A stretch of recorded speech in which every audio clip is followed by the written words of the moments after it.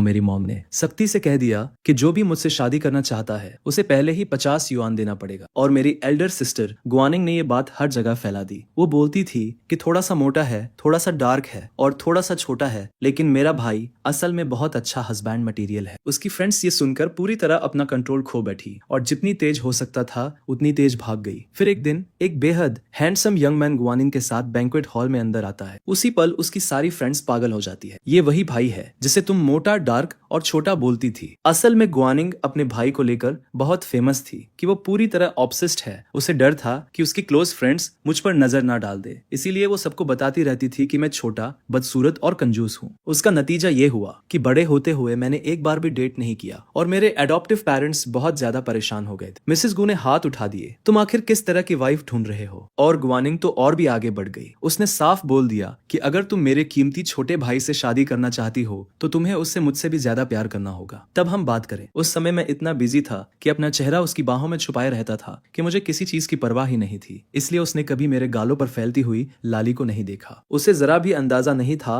कि मैं उसी से प्यार करता हूँ। मेरे गुआनिंग के लिए जो फीलिंग्स थी वो ऐसी चीज थी जिसे दुनिया आसानी से एक्सेप्ट नहीं करती, इसलिए मैंने उन्हें अपने अंदर गहराई में दबा दिया। उस रात तक जब सब कुछ बाहर आ गया, जिस लड़की ने मुझे हद तक चाहा था उसने पहली बार मुझे थप्पड़ मारा। तुम्हें जरा भी शर्म नहीं है? गुआनिंग ने थूकते हुए कहा। अगले ही दिन उसने मेरे बेस्ट फ्रेंड से अपनी एंगेजमेंट अनाउंस कर दी। हमारी शादी में आना मत भूलना, मेरी और चेनी की। जब तक ये सब मेरे दिमाग में पूरी तरह बैठा, मैं इतना रो चुका था कि मेरे आंसू सूख चुके थे। उसी वक्त फैमिली रियूनियन सेंटर का कॉल आया। उन्होंने मेरे बर्थ पेरेंट्स को ढूंढ लिया था और उसी पल मैंने तय कर लिया कि अब मैं उसे पीछे छोड़ दूंगा। मैंने अपने बर्थ पेरेंट्स को कॉल किया जो समुद्र के उस पार रहते थे। मॉम, डैड, मैं आपके पास विदेश आकर रहना चाहता हूँ। जैसे ही ये शब्द मेरे मुंह से निकले, फोन के दूसरी तरफ मेरे पेरेंट्स फूट फूट कर रो पड़े। ये तो बहुत शानदार बात है लिनचेन। अगर वो भूकंप इतने साल पहले ना आया होता तो हमारा परिवार इतना लंबे समय तक अलग नहीं रहता। हम अभी तुम्हें लेने आ रहे हैं। मेरे अंदर एक अजीब सा कड़वा मीठा दर्द उठा। मैंने धीरे से सांस ली और अपने सीने में उठती हुई भावनाओं की लहर को संभाला। मुझे आधा महीना दीजिए, मैंने उनसे कहा। यहाँ अभी कुछ चीजें हैं जो मुझे पहले संभालनी है। जब मैं सब खत्म कर लूंगा तब मैं आ जाऊंगा। बिल्कुल बिल्कुल, हमने सोचा ही नहीं। गो फैमिली ने तुम्हें इतने साल पाला है और हमने सुना है तुम्हारी सिस्टर ने तुम्हें बचपन से बहुत बिगाड़ा है। तुम्हें एक सही तरीके से अलविदा कहना चाहिए। जैसे ही गुआनिंग का जिक्र हुआ, मेरे दिल में हल्का सा दर्द उठ गया। जब मैं 6 साल का था, एक बहुत बड़ा भूकंप आया था जिसने मुझे मेरे पेरेंट्स से अलग कर दिया था। बाद में मुझे राहत संगठन के जरिए गू फैमिली के पास भेज दिया गया। गू फैमिली एक पुरानी और अमीर खानदान थी। मिस्टर और मिसेस गू अपने कामों में इतने बिजी रहते थे कि उन्होंने मुझे अपनाने के बावजूद मुझ पर ज्यादा ध्यान नहीं दिया। अगर सही कहूँ तो मुझे असल में गुआनिंग ने ही बड़ा किया था। जब मैं 7 साल का था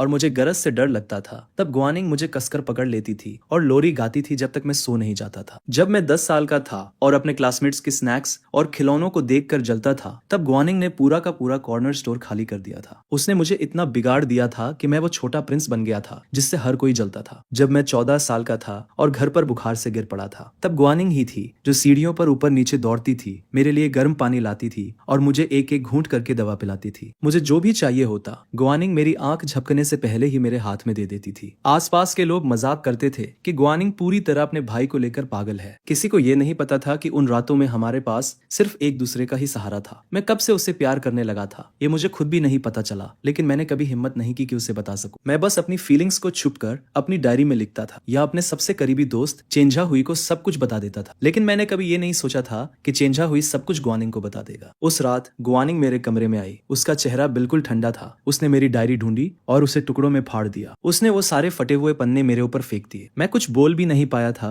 कि वो दरवाजा जोर से बंद करके चली गई। उसके बाद उसने जानबूझकर मुझसे दूर रहना शुरू कर दिया। कभी कभी जब हम आमने सामने आते थे तो गुआनिंग मुझे ऐसी नजरों से देखती थी जैसे मैं कोई पूरी तरह अजनबी हूँ। मैं उससे जवाब मांगना चाहता था, लेकिन उसकी जगह मुझे कुछ और ही देखने को मिला। मैंने गुआनिंग को चेनजेई को कोने में दबाकर उसे किस करते हुए देखा, जैसे वो कभी रुकना ही नहीं चाहती थी। शायद कुछ चीजें बहुत पहले ही किस्मत में तय हो जाती है। हमारा एंडिंग पहले से लिखा हुआ था। मेरे और गुआनिंग के बीच कभी कोई फ्यूचर था ही नहीं और गू फैमिली के साथ बिताए गए वो सारे साल बस एक खूबसूरत सपना थे। अब वक्त आ गया था कि मैं अपनी उस राह पर वापस जाऊं जो हमेशा से मेरी थी। इसलिए मैंने फैसला कर लिया कि मैं अपने असली घर वापस जाऊंगा और गुआनिंग के लिए अपने सालों पुराने प्यार को छोड़ दूंगा। उस सुबह मैं जल्दी नीचे आया और देखा कि मेरे एडॉप्टिव पेरेंट्स मुझे बड़े प्यार से नाश्ते के लिए बुला रहे हैं। मैंने हल्की सी मुस्कान दी और उनके पास बैठ गया। फिर मैंने उन्हें सब कुछ बताया कि मुझे मेरे बर्थ पेरेंट्स मिल गए हैं और मैं उनके साथ रहने के लिए देश छोड़ने वाला हूँ। ये तो बहुत शानदार खबर है लिनचेन। हमें बहुत खुशी है कि तुम्हें तुम्हारे तुम्हारा असली परिवार मिल गया। क्या तुमने अपनी सिस्टर को बताया? मैं थोड़ा रुक गया। गुआनिंग को बताऊं? उसका दिल तो अब पूरी तरह चेंजी के पास था। इससे क्या बदल जाता? क्या तुम मुझसे कुछ कहने वाले थे? मैं तुरंत पीछे मुड़ा और देखा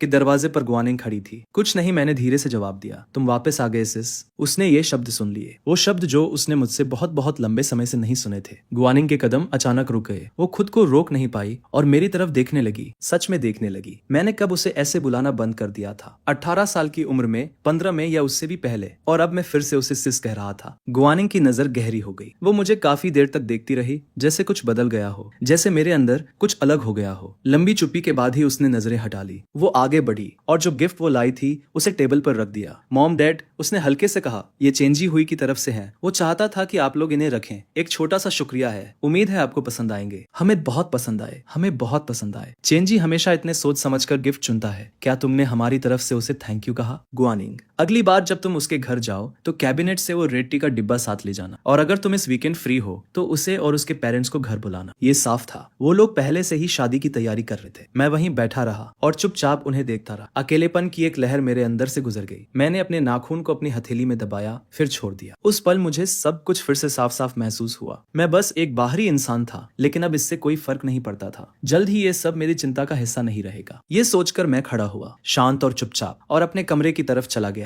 मेरी हलचल की आवाज सुनकर गुआनिंग, जो अपने पेरेंट्स से बात कर रही थी, उसने ऊपर देखा। उसे बस मेरी पीठ की एक झलक दिखी जो दरवाजे के अंदर गायब हो रही थी। गुआनिंग के मन में एक अजीब सा ख्याल आया। क्या ये उसकी कल्पना थी? जब से मैं घर आया था तब से अब तक मैंने मुश्किल से कुछ ही शब्द बोले थे। ये मेरे जैसा बिल्कुल नहीं था। उस दोपहर मैं अपना हाउस होल्ड बुकलेट लेकर रजिस्ट्री ऑफिस गया ताकि अपना रेजिडेंट ट्रांसफर पूरा कर सकूं। जब मैं सीढ़ियों से नीचे आया, मैंने देखा कि गुआनिंग के पास चेंजी बैठा हुआ है। चेंजा हुई उसे एक गर्म मुस्कान के साथ देख रहा था, जबकि वो संतरा छील रही थी। उसकी पतली उंगलियां बड़े ध्यान से छिलका उतार रही थी। फिर उसने सफेद रेशों का एक भी धागा नहीं छोड़ा। उसने आधा हिस्सा तोड़ा और उसे चेंजी के होठों के पास ले गई। चेंजी के गाल लाल हो गए। उसने उसकी तरफ देखा, फिर चुपचाप उसके हाथ से संतरा खा लिया। गुआनिंग हल्के से हंसी। उसने पास रखे टिश्यू बॉक्स से एक टिश्यू निकाला और धीरे से उसके होठ के कोने को साफ किया। मीठा है? उसने पूछा। चेंजी ने सिर हिलाया, फिर उसने एक टुकड़ा उठाया और उसकी तरफ बढ़ाया। अब तुम्हारी बारी। मैंने उनके बीच का ये नरम और प्यारा सीन देखा, फिर चुपचाप नजरें हटा ली और दरवाजे से बाहर निकल गया। लिन चेन, किसी ने मेरा नाम पुकारा। मैं मुड़ा। चेंजा हुई मुझे हाथ हिलाकर बुला रहा था। गुआनिंग की आज छुट्टी है। हम पार्क जाने का प्लान बना रहे थे। क्या तुम हमारे साथ चलोगे? मैं तुम्हारी डेट में दखल नहीं देना चाहता, मैंने सीधे कहा। हम फैमिली है, चेंजा हुई ने हल्की नाराजगी के साथ कहा। यहाँ दखल देने जैसा कुछ नहीं है। मेरे पास काम है, शायद अगली बार। मेरे दूसरी बार मना करने पर चेंजी के चेहरे की मुस्कान थोड़ी सख्त हो गई। लिन चेन, क्या ये इसलिए है क्योंकि तुम्हें लगता है कि मैंने गुआनिंग को तुमसे छीन लिया? क्या इसलिए तुम नहीं आना चाहते? मैं ही हूँ जिससे वो प्यार करता है, गुआनिंग ने चेंजा से कहा। किसी ने किसी को नहीं छीना। ये सुनकर चेंजी के कान लाल हो गए। गुआनिंग हल्के से हंसी। वो उसके बाहों में झुक गई और बोली, अगर वो नहीं आना चाहता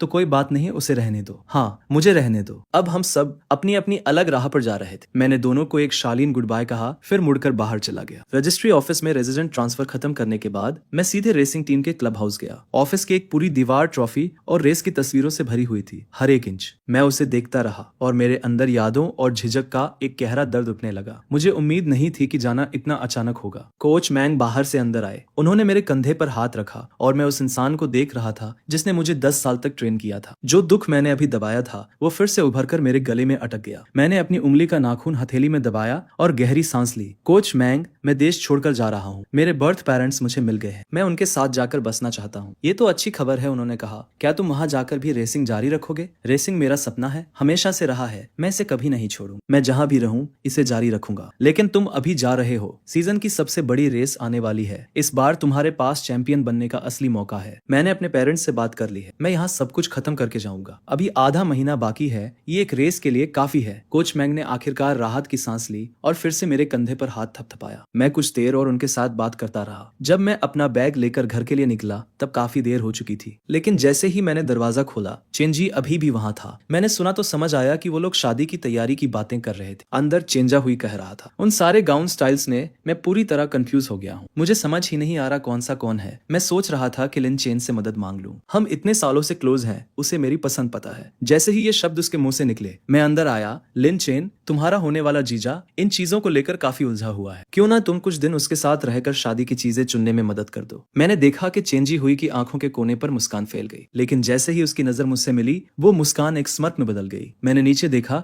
एक पल सोचा, फिर सिर हिला दिया। सॉरी सॉरी, मैं बिजी हूँ, रेसिंग टीम में अभी बहुत काम बाकी है। मेरे पास सिर्फ आधा महीना था, बस उतना ही। जाने से पहले मुझे बहुत सारी चीजें खत्म करनी थी। सबसे आखिरी चीज जो मैं कर सकता था वो था चेंजी के पीछे घूमना। लेकिन जैसे ही मेरे मुंह से ये शब्द निकले, कमरे का माहौल ठंडा हो गया। तुम्हारा बेस्ट फ्रेंड शादी कर रहा है और तुम कुछ दिनों के लिए अपने काम साइड में नहीं रख सकते। ये बात तय हो गई। मैं कल टीम को कॉल करके तुम्हारी छुट्टी अरेंज कर दूंगी। अगर वो अपनी पोजीशन का इस्तेमाल करके मेरे लिए छुट्टी तय कर देगी तो मेरे पास मना करने का क्या हक था। मेरे होठों पर एक कड़वी सी मुस्कान आ गई। मैंने और कुछ नहीं कहा। अगले कुछ दिनों तक मेरे पास कोई चॉइस नहीं थी, मुझे सब कुछ साइड में रखना पड़ा। मैंने अपना पूरा ध्यान चेंजा हुई पर लगा दिया, उसकी शादी की चीजें चुनने में उसकी मदद करते हुए। मुझे लगा था कि ये बस एक छोटा सा डिपार्टमेंट स्टोर ट्रिप होगा। मैं गलत था। वो मुझे शहर के साउथ एंड से खींचकर सीधे नॉर्थ एंड तक ले गया। शादी के गाउन से लेकर एक छोटे से वाइन ग्लास तक हर चीज में उसे मेरी राय चाहिए थी। हर बार जब मैं कहता कि वो किसी को भेजकर ग्वानिंग से पूछ ले, वो हाथ हिलाकर मना कर देता। उसे क्यों परेशान करना, वो हमेशा इतनी बिजी रहती है, वो बस पैसों से चीजें खरीद देती है। असल में मुझे समझने वाला तो तुम ही हो। पिछली बार जब मैंने उसे वेडिंग रिंग्स चुनने के लिए साथ चलने को कहा था, उसने पूरा का पूरा डिस्प्ले केस मेरे घर भिजवा दिया और कहा कि जो पसंद हो चुन लो। वो ये सब शिकायत की तरह बोल रहा था, लेकिन उसकी आंखों में छुपा हुआ गर्व साफ दिख रहा था। मैं चुपचाप सुनता रहा। उसे कोई भी रिएक्शन नहीं दिया जिसकी उसे उम्मीद थी। चेंजी हुई कुछ और बोलने ही वाला था, तभी उसकी नजर किनारे पड़ी एक आकृति पर गई। दरवाजे पर खड़ी एक औरत को देखकर वो चौंक गया। तुम यहाँ क्या कर रही हो? मैंने ऊपर देखा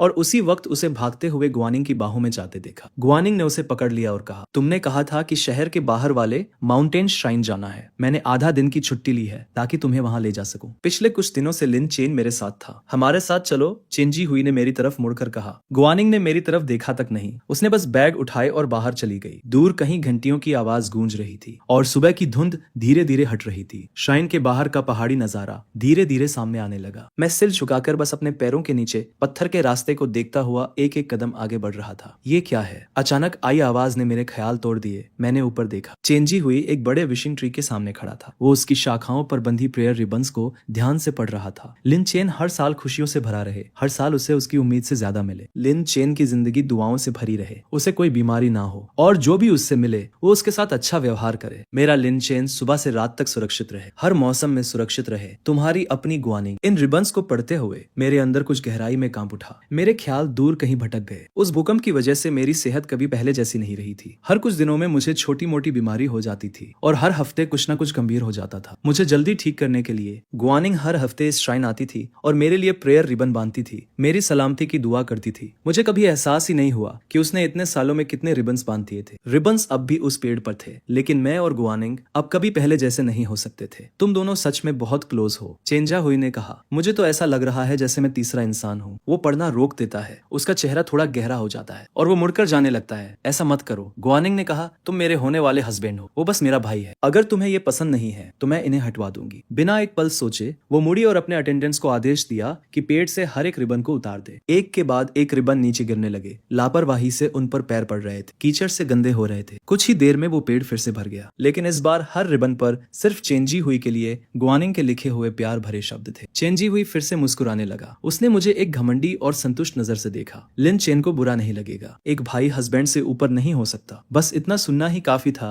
कि चेंजी हुई फिर से खुश हो गया। जब हम वापस शहर की तरफ जा रहे थे, वो पूरे रास्ते ग्वानिंग के साथ चिपका रहा। मैं पीछे की सीट पर बैठा था और अपनी आंखें बंद कर ली। मैं बस थोड़ा आराम करने ही वाला था, तभी अचानक कार झटके से आगे बढ़ी और तेज स्पीड पकड़ ली। मैंने आंखें खोली और पूछने ही वाला था कि क्या हो रहा है, तभी एक जोरदार टक्कर की आवाज मेरे कानों में गूंज गई। कार ड्रेल तोड़ते हुए कई बार पलटी खा गई और आखिर में एक गहरी पहाड़ी खाई में जाकर अटक गई। मेरा सिर पीछे सीट से जोर से टकराया। मेरी नजर धुंधली पड़ने लगी और सब कुछ अंधेरा होने लगा। जब मुझे होश आया, मैंने खुद को सीट में फंसा हुआ पाया। एक टूटी हुई टहनी मेरे हाथ में गहराई तक घुस गई थी। मेरे बगल में चेंजी हुई बेहोश पड़ा था। उसे ज्यादा चोट नहीं आई थी, बस सदमे की वजह से बेहोश था। सामने की सीट पर ग्वानिंग ने तुरंत रिएक्ट किया। उसने खिड़की तोड़ी और खुद को बाहर निकाला। वो कई बार लड़खड़ाई, लेकिन फिर संभल गई। उसने मेरी तरफ देखा, दर्द में सांस लेती हुई, फिर बेहोश पड़े चेंजी हुई की तरफ देखा। वो बस एक पल के लिए रुकी, फिर उसने चेंजी हुई को अपनी पीठ पर उठा लिया। मैं पहले चेंजी हुई को ले जा रही हूँ, मैं तुम्हारे लिए किसी को भेज दूंगी। उसने मेरी तरफ दोबारा देखा तक नहीं। वो उसे लेकर जल्दी जल्दी चली गई, जैसे एक सेकंड की देरी भी उसकी जान ले सकती हो। जिस पल उसने मुझे पीछे छोड़ने का फैसला किया, मैंने खुद से कह दिया कि अब मैं उसके लिए कभी नहीं रहूं। अब से मैं सिर्फ अपने लिए जीऊंगा। लेकिन उस खाई में अकेले फंसे हुए मैं उस भूकंप को याद किए बिना नहीं रह पाया। कैसे मैं तब भी मलबे के नीचे दबा हुआ था, अंधेरे में जमीन के नीचे, बिल्कुल अकेला। मैं 3 दिन और 3 रात तक फंसा रहा था। गू फैमिली के मुझे अपनाने के बाद मैं हर रात उन दिनों के बारे में सपने देखता था। हर रात मैं कंबल के नीचे कांपता हुआ रोता था और खुद को रोक नहीं पाता था। तब गुआनिंग हमेशा मेरे कमरे में दौड़ कर आती थी। वो मुझे अपनी बाहों में कसकर पकड़ लेती थी। डरो मत, मैं हूँ यहाँ, मैं कभी किसी को तुम्हें चोट नहीं पहुंचाने दूंगी। और अब मैं उसे दूर जाते हुए देख रहा था जब तक वो पूरी तरह गायब नहीं हो गई। आसमान धीरे धीरे और अंधेरा होता गया। गुआनिंग कभी वापस नहीं आई। मेरे होंठों पर एक कड़वी मुस्कान आ गई। मैंने जितनी ताकत बची थी उससे दर्द को सहते हुए खुद को संभाला। मैंने दर्द को नजरअंदाज किया और खुद को उस मलबे के नीचे से खींचकर बाहर निकाला। फिर मैंने दांत भींचे और अपने हाथ से उस टहनी को बाहर खींच लिया। मैं इंच दर इंच सड़क की तरफ रेंगता गया। मुझे नहीं पता इसमें कितना समय लगा। आखिरकार मैं मेन रोड तक पहुंच गया और फिर मैं पूरी तरह बेहोश हो गया। जब मुझे होश आया, मैं अस्पताल के बेड पर लेटा हुआ था। मेरा हाथ मोटी पट्टियों से बंधा हुआ था। बेहोश होने से पहले की मेरी आखिरी याद ये थी कि एक अनजान इंसान ने मुझे ढूंढा और मेरी मदद की। और जब से मुझे अस्पताल में भर्ती किया गया था, गुआनिंग मुझसे मिलने नहीं आई, एक बार भी नहीं। एक नर्स ने मुझे बताया कि वो चेंजी हुई की देखभाल कर रही। उसे बस हल्की चोट आई थी, फिर भी उसने उसके लिए पूरे अस्पताल का एक फ्लोर रिजर्व कर लिया था ताकि वो आराम से बिना किसी डिस्टर्बेंस के रह सके। मैंने ये सब सुना और अपने पट्टियों में लिपटे हुए हाथ की तरफ देखा। मुझे वो वक्त याद आया जब मुझे सिर्फ एक मामूली सा सर्दी जुकाम हुआ था और गुआनिंग ने उसे ऐसे लिया था जैसे कोई बहुत बड़ा संकट हो। वो एक पल के लिए भी मेरे पास से हटी नहीं थी। जिस दिन मुझे डिस्चार्ज किया गया, मेरे कई दोस्त मुझे लेने आए। उनमें एक लड़की भी थी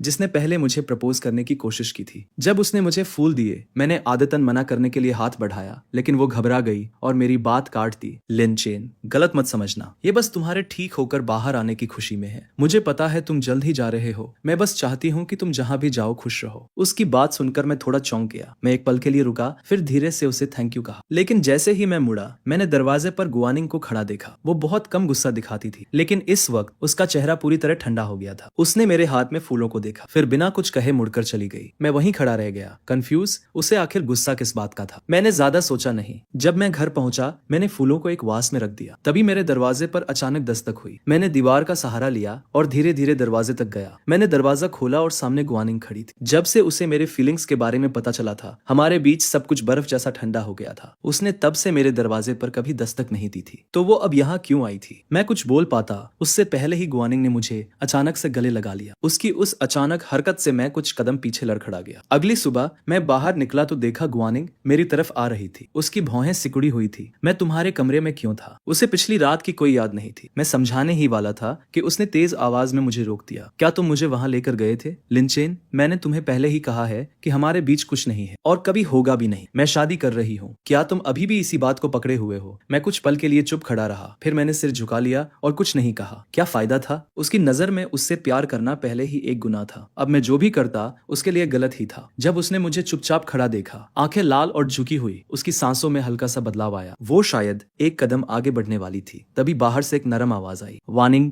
चेंजी अंदर आया। वो मुस्कुराते हुए उसके कंधे पर हाथ रखने ही वाला था कि अचानक रुक गया। वार्निंग, तुम्हारे होठ के कोने को क्या हुआ? कुछ नहीं, शायद मच्छर ने काट लिया। उसका हाथ अपने आप उसके होठों की तरफ चला गया। फिर उसने मेरी तरफ देखा, एक लंबी समझ में न आने वाली नजर। उसके बाद गुआनिंग और मैं कभी अकेले नहीं रहे। वो चेंजी हुई के साथ बिजी रहती थी और मैं खुद को ट्रेनिंग में झोंक देता था। फिर एक दिन जब मैं ट्रेनिंग रन के लिए तैयार हो रहा था, कोच मैंग मेरे पास आए और उनके पीछे गुआनिंग और चेंजी हुई खड़े थे। सब लोग ये है चेंजी हुई जिन्हें मिस गू ने खुद रिकमेंड किया है। ये हमारी टीम ज्वाइन कर रहे हैं। पूरा कमरा तालियों से गूंज उठा। तालियों के बीच कोच मैंग ने मेरी तरफ देखा जहां मैं ग्रुप के किनारे खड़ा था। लिन चेन चेंजी हुई को तुम गाइड करोगे। इंट्रोडक्शन के बाद कोच मैंग गुआनिंग और चेंजी हुई को पेपर वर्क पूरा करने के लिए लेकर चले गए। जैसे ही दरवाजा बंद हुआ, लोगों की फुसफुसाहट शुरू हो गई। सुना है चेंजी पहले भी आने की कोशिश कर चुका था, लेकिन उसकी स्किल स्टैंडर्ड तक नहीं थी। मिस गू का नाम ही काफी है। एक शब्द बोल दिया और सीधा अंदर एंट्री मिल गई। हम सबको यहाँ जगह पाने के लिए कितनी मेहनत करनी पड़ी थी, उससे कोई मुकाबला नहीं। ऐसी बातें लगातार चलती रही। मेरा दिमाग कुछ पल के लिए खाली सा हो गया। गुआनिंग को मुझसे बेहतर कोई नहीं जानता था। वो हमेशा शांत और अपने सिद्धांतों पर चलने वाली थी। वो हमेशा नियमों के हिसाब से चलती थी। इतनी पावर होने के बावजूद उसने कभी उसका गलत इस्तेमाल नहीं किया था। लेकिन इस बार उसने चेंजी हुई के लिए अपने ही नियम तोड़ दिए थे। वो सच में उससे प्यार करती थी और इसी तरह चेंजी हुई टीम में आ गया और मैं उसका सीनियर बन गया। मैंने कोच मैंग की बात को सीरियस लिया और उसे गाइड करने की पूरी कोशिश की, लेकिन चेंजी हुई कभी सीखना ही नहीं चाहता था। हर बार वो मुझे इग्नोर कर देता था और हर दिन ट्रेनिंग से बचने के लिए नए बहाने ढूंढ लेता था। मैं उसे पकड़ नहीं पाता था और वो पहले ही गायब हो जाता था। मैं उसे आवाज देने के लिए खिड़की तक गया, लेकिन वहां मैंने गुआनिंग को देख लिया। मैंने और नहीं देखा। मैंने शांति से खिड़की बंद की और वापस ट्रेनिंग में लग गया। उस रात जब मैं घर लौटा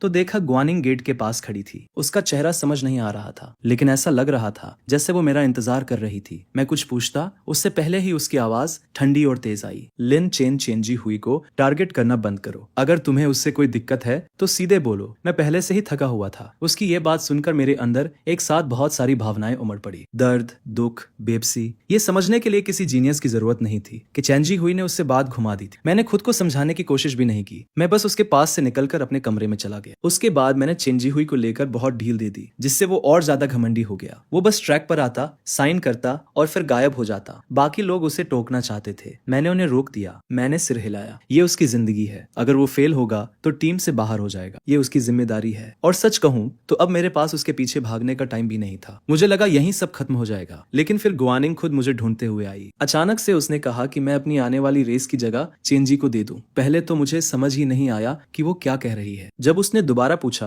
कि क्या मैं तैयार हूं, तब मैंने सिर उठाकर उसकी तरफ देखा। मेरी आंखों में ठंडा गुस्सा भरा हुआ था, जिसे मैं मुश्किल से कंट्रोल कर रहा था। तुम मुझसे कह रही हो कि मैं अपनी जगह उसे दे दूं। मैंने अपनी आवाज संभालने की कोशिश की, लेकिन उसमें हल्का कंपन साफ था। वो तुम्हारा होने वाला जीजा है और ये सिर्फ एक रेस स्लॉट है। क्या ये इतना जरूरी है? गुआनिंग, तुम अच्छे से जानती हो कि रेसिंग मेरे लिए क्या मायने रखती है। उस पल गुआनिंग के दिल में जैसे किसी ने जोर से पकड़ लिया हो। उसे शायद वो सारे साल याद आ गए जब वो मुझे अपनी पूरी ताकत से ट्रेनिंग करते हुए देखती थी, जब तक मेरे अंदर कुछ बचता ही नहीं था। उसका हाथ अचानक कस गया। उसके बाद उसने कुछ नहीं कहा। वो मुड़ी और चुपचाप वहां से चली गई। जब से चेंजा हुई गुआनिंग के नाम के दम पर टीम में आया था, टीम धीरे धीरे दो हिस्सों में बंट गई थी। एक तरफ हम थे जो अपने गोल के लिए मेहनत से ट्रेनिंग करते थे। दूसरी तरफ वो लोग थे जो चेंजा के आसपास रहते थे, ट्रेनिंग छोड़ते थे और उसकी खुशामद करने में लगे रहते थे ताकि वो गुआनिंग से उनके लिए कुछ फायदे दिलवा दे। दोनों साइड्स के बीच कभी सीधा टकराव नहीं हुआ था, जब तक एक दिन ट्रेनिंग के बाद वो पल नहीं आया। लिन चेंजा हुई ने मुस्कुराते हुए कहा, लेकिन उसकी मुस्कान आंखों तक नहीं पहुंची। एक चीज है जो मुझे समझ नहीं आ रही। क्या तुम मुझे समझा सकते हो? उसके सवाल में जरा भी सच्चाई नहीं थी। मैंने हल्का सा भौहें सिकोड़ ली और जवाब देने ही वाला था कि उसके एक आदमी ने पीछे से मुझे धक्का दे दी। तुम्हारी प्रॉब्लम क्या है? चेंजा हुई तुमसे इतनी इज्जत से मदद मांग रहा है और तुम ऐसा एटीट्यूड दिखा रहे हो। क्या मतलब? तुम्हारी प्रॉब्लम क्या है? मेरी तरफ से एक आदमी तुरंत पलटकर बोला। मैं पूछना चाहता हूँ कि चेंजा हुई की प्रॉब्लम क्या है? पूरी ट्रेनिंग के दौरान उसके पास सवाल पूछने का टाइम था, लेकिन उसने एक बार भी नहीं पूछा। और अब जब सब खत्म हो गया, अचानक उसे मदद चाहिए। ये कोई इत्तेफाक है क्या? ब्लेज मेरे लिए आगे आया और गुस्से में बोल पड़ा। मैं नहीं चाहता था कि बात बढ़े। मैंने हाथ बढ़ाकर ब्लेज को पीछे खींचा, लेकिन चेंजा हुई की साइड ने इसे डर समझ लिया और उनकी बातें और गंदी होती चली गई। अब डर लग रहा है। सुन ले, चेंजा हुई इस टीम का टॉप ड्राइवर बनने वाला है। लिन चेन, तुझे तो ये अपने आप में इज्जत समझनी चाहिए कि वो तुझसे कुछ पूछ रहा है। तू बस एक अनाथ है। अगर चेंजा हुई नाराज हो गया ना, तो देखना कितनी जल्दी तुझे यहाँ से बाहर फेंक दिया जाएगा। चिल्लाने के बीच ही किसी ने पहला घूसा मार दिया। दोनों साइड्स तुरंत लड़ाई में कूद पड़े। पूरा माहौल एकदम बेकाबू हो गया। उस अफरा तफरी के बीच चेंजा हुई अचानक मेरे पास आया और मुझे जोर से धक्का दिया। मैं पहले से ही प्लेटफॉर्म के किनारे खड़ा था। मैं नीचे गिरने वाला था। उस एक पल में मैंने चेंजा को पकड़ लिया और उसे भी अपने साथ नीचे खींच लिया। हम दोनों साथ में प्लेटफॉर्म से नीचे गिर गए। हर तरफ चीखें गूंजने लगी। पूरा जगह हंगामे में बदल गया। जब तक ग्वानिंग वहां पहुंची, हमें ऑपरेशन रूम की तरफ ले जाया जा रहा था। उसने हमें देखा और उसका चेहरा सफेद पड़ गया। उसकी हमेशा शांत रहने वाली आवाज में हल्का कंपन था। कितनी बुरी हालत है। दोनों प्लेटफॉर्म से गिरे हैं। दोनों के पैर टूटे हुए हैं और गिरते वक्त लिन चेन नीचे दब गया था। उसकी चोटें ज्यादा गंभीर है। फ्रैक्चर के लिए सिर्फ एक बोन रिपेयर इंजेक्शन है, लेकिन मिस्टर चेन के पैर उसके बिना भी ठीक हो जाएंगे। अब फैसला आपका है। इंजेक्शन किसे देना है? चेंजा को दे दो। डॉक्टर की बात पूरी भी नहीं हुई थी कि ग्वानिंग ने बीच में ही काट दिया। उसकी आवाज में कोई शक की जगह नहीं थी। जैसे ही मैंने वो टोन सुनी, दर्द के बीच मेरी होश वापस आ गई और उसके शब्द बिजली की तरह मेरे अंदर गूंज गए। उसे पता था, उसे बहुत अच्छे से पता था कि एक रेसिंग ड्राइवर के लिए पैर का क्या मतलब होता है। और डॉक्टर ने अभी कहा था कि चेंजा बिना इंजेक्शन के भी ठीक हो जाएगा। मैंने दर्द सहते हुए खुद को संभाला। अपनी आखिरी बची ताकत से मैं टूटकर उससे विनती करने लगा, प्लीज मत करो। मैं तुमसे भीख मांग रहा हूँ। प्लीज ये मुझे दे दो। कोई बात नहीं अगर तुम मुझसे प्यार नहीं करती। कोई बात नहीं अगर तुमने मुझे उस खाई में अकेला छोड़ दिया था। लेकिन तुम जानती हो कि मेरे पैर मेरे लिए क्या मायने रखते हैं। मैं उन्हें खो नहीं सकता। मेरे पास अभी भी एक सपना है जिसे मुझे पूरा करना है। प्लीज। आखिरी शब्द तक पहुंचते पहुंचते मैं पूरी तरह टूट चुका था। आंसू एक के बाद एक मेरे चेहरे पर बहते जा रहे थे। वो लड़का जो कभी कितना भी दर्द हो रोता नहीं था, आज बिना रुके रो रहा था। ग्वानिंग का हाथ जो उसके बदल में था, जोर से भींच गया। वो कुछ कहने ही वाली थी, तभी चेंजा हुई जो हमारे पास बेहोश पड़ा था, दर्द से झटके में जाग गया। गिरने की याद और पैरों में उठता दर्द एक साथ उस पर टूट पड़ा। वो घबराकर चिल्लाया, वानिंग, मेरे पैर बहुत दर्द हो रहा है, प्लीज मेरी मदद करो। उसकी आवाज सुनते ही ग्वानिंग ने मेरा हाथ झटक दिया और तुरंत चेंजा के पास भाग गई। सब ठीक है, मैं अभी डॉक्टर से तुम्हें इंजेक्शन दिलवाती हूँ। बिना एक सेकंड गवाए उसने डॉक्टर को चेंजा को इंजेक्शन देने को को कहा। जहां मैं पड़ा था वहां से मैं ये सब देख रहा था। मैंने अपने टूटे हुए शरीर को खींचकर उस इंजेक्शन तक पहुंचने की कोशिश की। उसे डॉक्टर के हाथ से छीन लेना चाहता था, लेकिन मेरे टूटे हुए पैर मुझे हिलने तक नहीं दे रहे थे। मैं कुछ भी नहीं कर पाया। वो ठंडी सुई चेंझा के पैरों में घुस गई। मैं बेबस होकर देखता रहा जैसे वो बोन रिपेयर इंजेक्शन धीरे धीरे उसके शरीर में उतर रहा था, एक एक बूंद। 3 दिन बाद मुझे आखिर होश आया। इस बार गुआनिंग मेरे बेड के पास थी। वो बहुत थकी हुई लग रही। उसकी आंखों में लाल लकीरें साफ दिख रही थी। जैसे ही उसने मुझे जागते देखा, उसका हाथ हल्का कांपता हुआ मेरी तरफ बढ़ा। मैंने मुंह फेर लिया। उसका हाथ हवा में ही रुक गया। कुछ पल बाद उसने धीरे से उसे वापस खींच लिया। उसकी आवाज सूखी और खाली सी थी। तुम्हारे पैर, तुम चल तो पाओगे, लेकिन अब कभी रेस नहीं कर पाओगे। कभी नहीं, मैं तुम्हारा ख्याल रखूंगी, लेकिन चेंजा हुई मेरा फियांसे है। मैं उसे छोड़ नहीं सकती। मेरे अंदर बहुत कुछ होना चाहिए था। गुस्सा, दर्द, टूटना, चीख, लेकिन सब कुछ जैसे खत्म हो गया था। बस एक खालीपन बचा था। कृपया चले जाओ, मैंने धीरे से कहा। कमरे में लंबी चुप्पी छा गई। आखिर में गुआनिंग खड़ी हुई, धीरे से बोली, आराम करो, और बाहर चली गई। जैसे ही दरवाजा बंद हुआ, मैं आखिरकार टूट गया। मैं जोर से रोने लगा, अपने टूटे हुए पैरों को देखते हुए। मेरा रेसिंग का सपना पूरी तरह खत्म हो चुका था। डॉक्टर के ये कहने के बाद कि मैं अब कभी रेस नहीं कर पाऊंगा, मैं धीरे धीरे एक खाली खोल बन गया। ना रोना,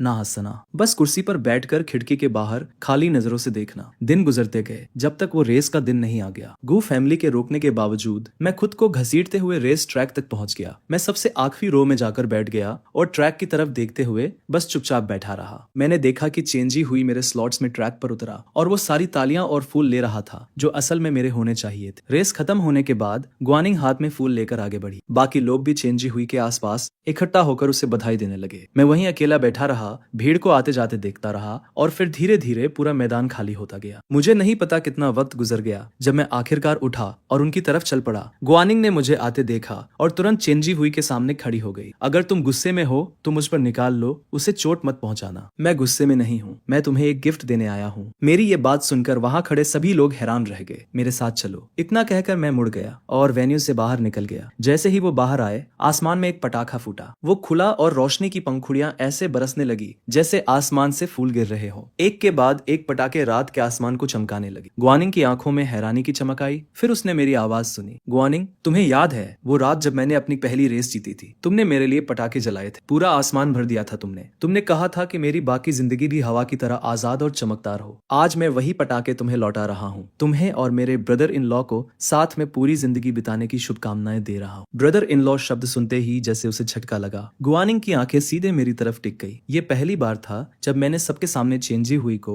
इस नाम से बुलाया था। उसके सीने में अचानक कुछ कस सा गया। उसने कुछ कहने के लिए मुंह खोला, लेकिन तब तक मैं जा चुका था। शादी से एक रात पहले गू परिवार का घर पूरी तरह तैयारियों में डूबा हुआ था। रात देर तक नीचे हर तरफ रोशनी जल रही थी। मिसेस गू नौकरों को निर्देश दे रही थी और हर छोटी चीज पर नजर रख रही थी। शादी के कमरे को सजाया जा रहा था। ऊपर मेरे कमरे में बस एक लाइट जल रही थी। मैं फर्श पर बैठा था और एक एक करके गुआनिंग के दिए हुए सारे गिफ्ट्स को एक बड़े बॉक्स में रख रहा था। हर एक चीज को संभाल कर पैक किया गया। फिर मैंने सारे बॉक्स उठाए और धीरे धीरे सीढ़ियों से नीचे उतरने लगा। घर शांत था। हर कोना शादी की सजावट से भरा हुआ था। हर सजावट जैसे मुझे याद दिला रही थी कि इस घर में अब कोई नया आने वाला है। मैंने उनमें से किसी चीज की तरफ नहीं देखा। मैंने बॉक्स को कसकर पकड़ा और दरवाजे की तरफ बढ़ गया। तभी मैं लगभग गुआनिंग से टकरा गया, जो अभी अभी चेन फैमिली के घर से वापस आई थी। तुम क्या कर रहे हो? मैं कुछ ऐसी चीजें हटा रहा हूँ जिनकी अब मुझे जरूरत नहीं है। वो मेरी पीठ को देखती रही। मेरे कदमों में जरा भी हिचकिचाहट नहीं थी। उसके सीने में अचानक कुछ कस गया। जो कुछ हुआ था उसके बाद मैं पूरी तरह बदल गया था। उसे लगा था मैं लड़ूंगा, गुस्सा करूंगा, टूट जाऊंगा, लेकिन मैं शांत था,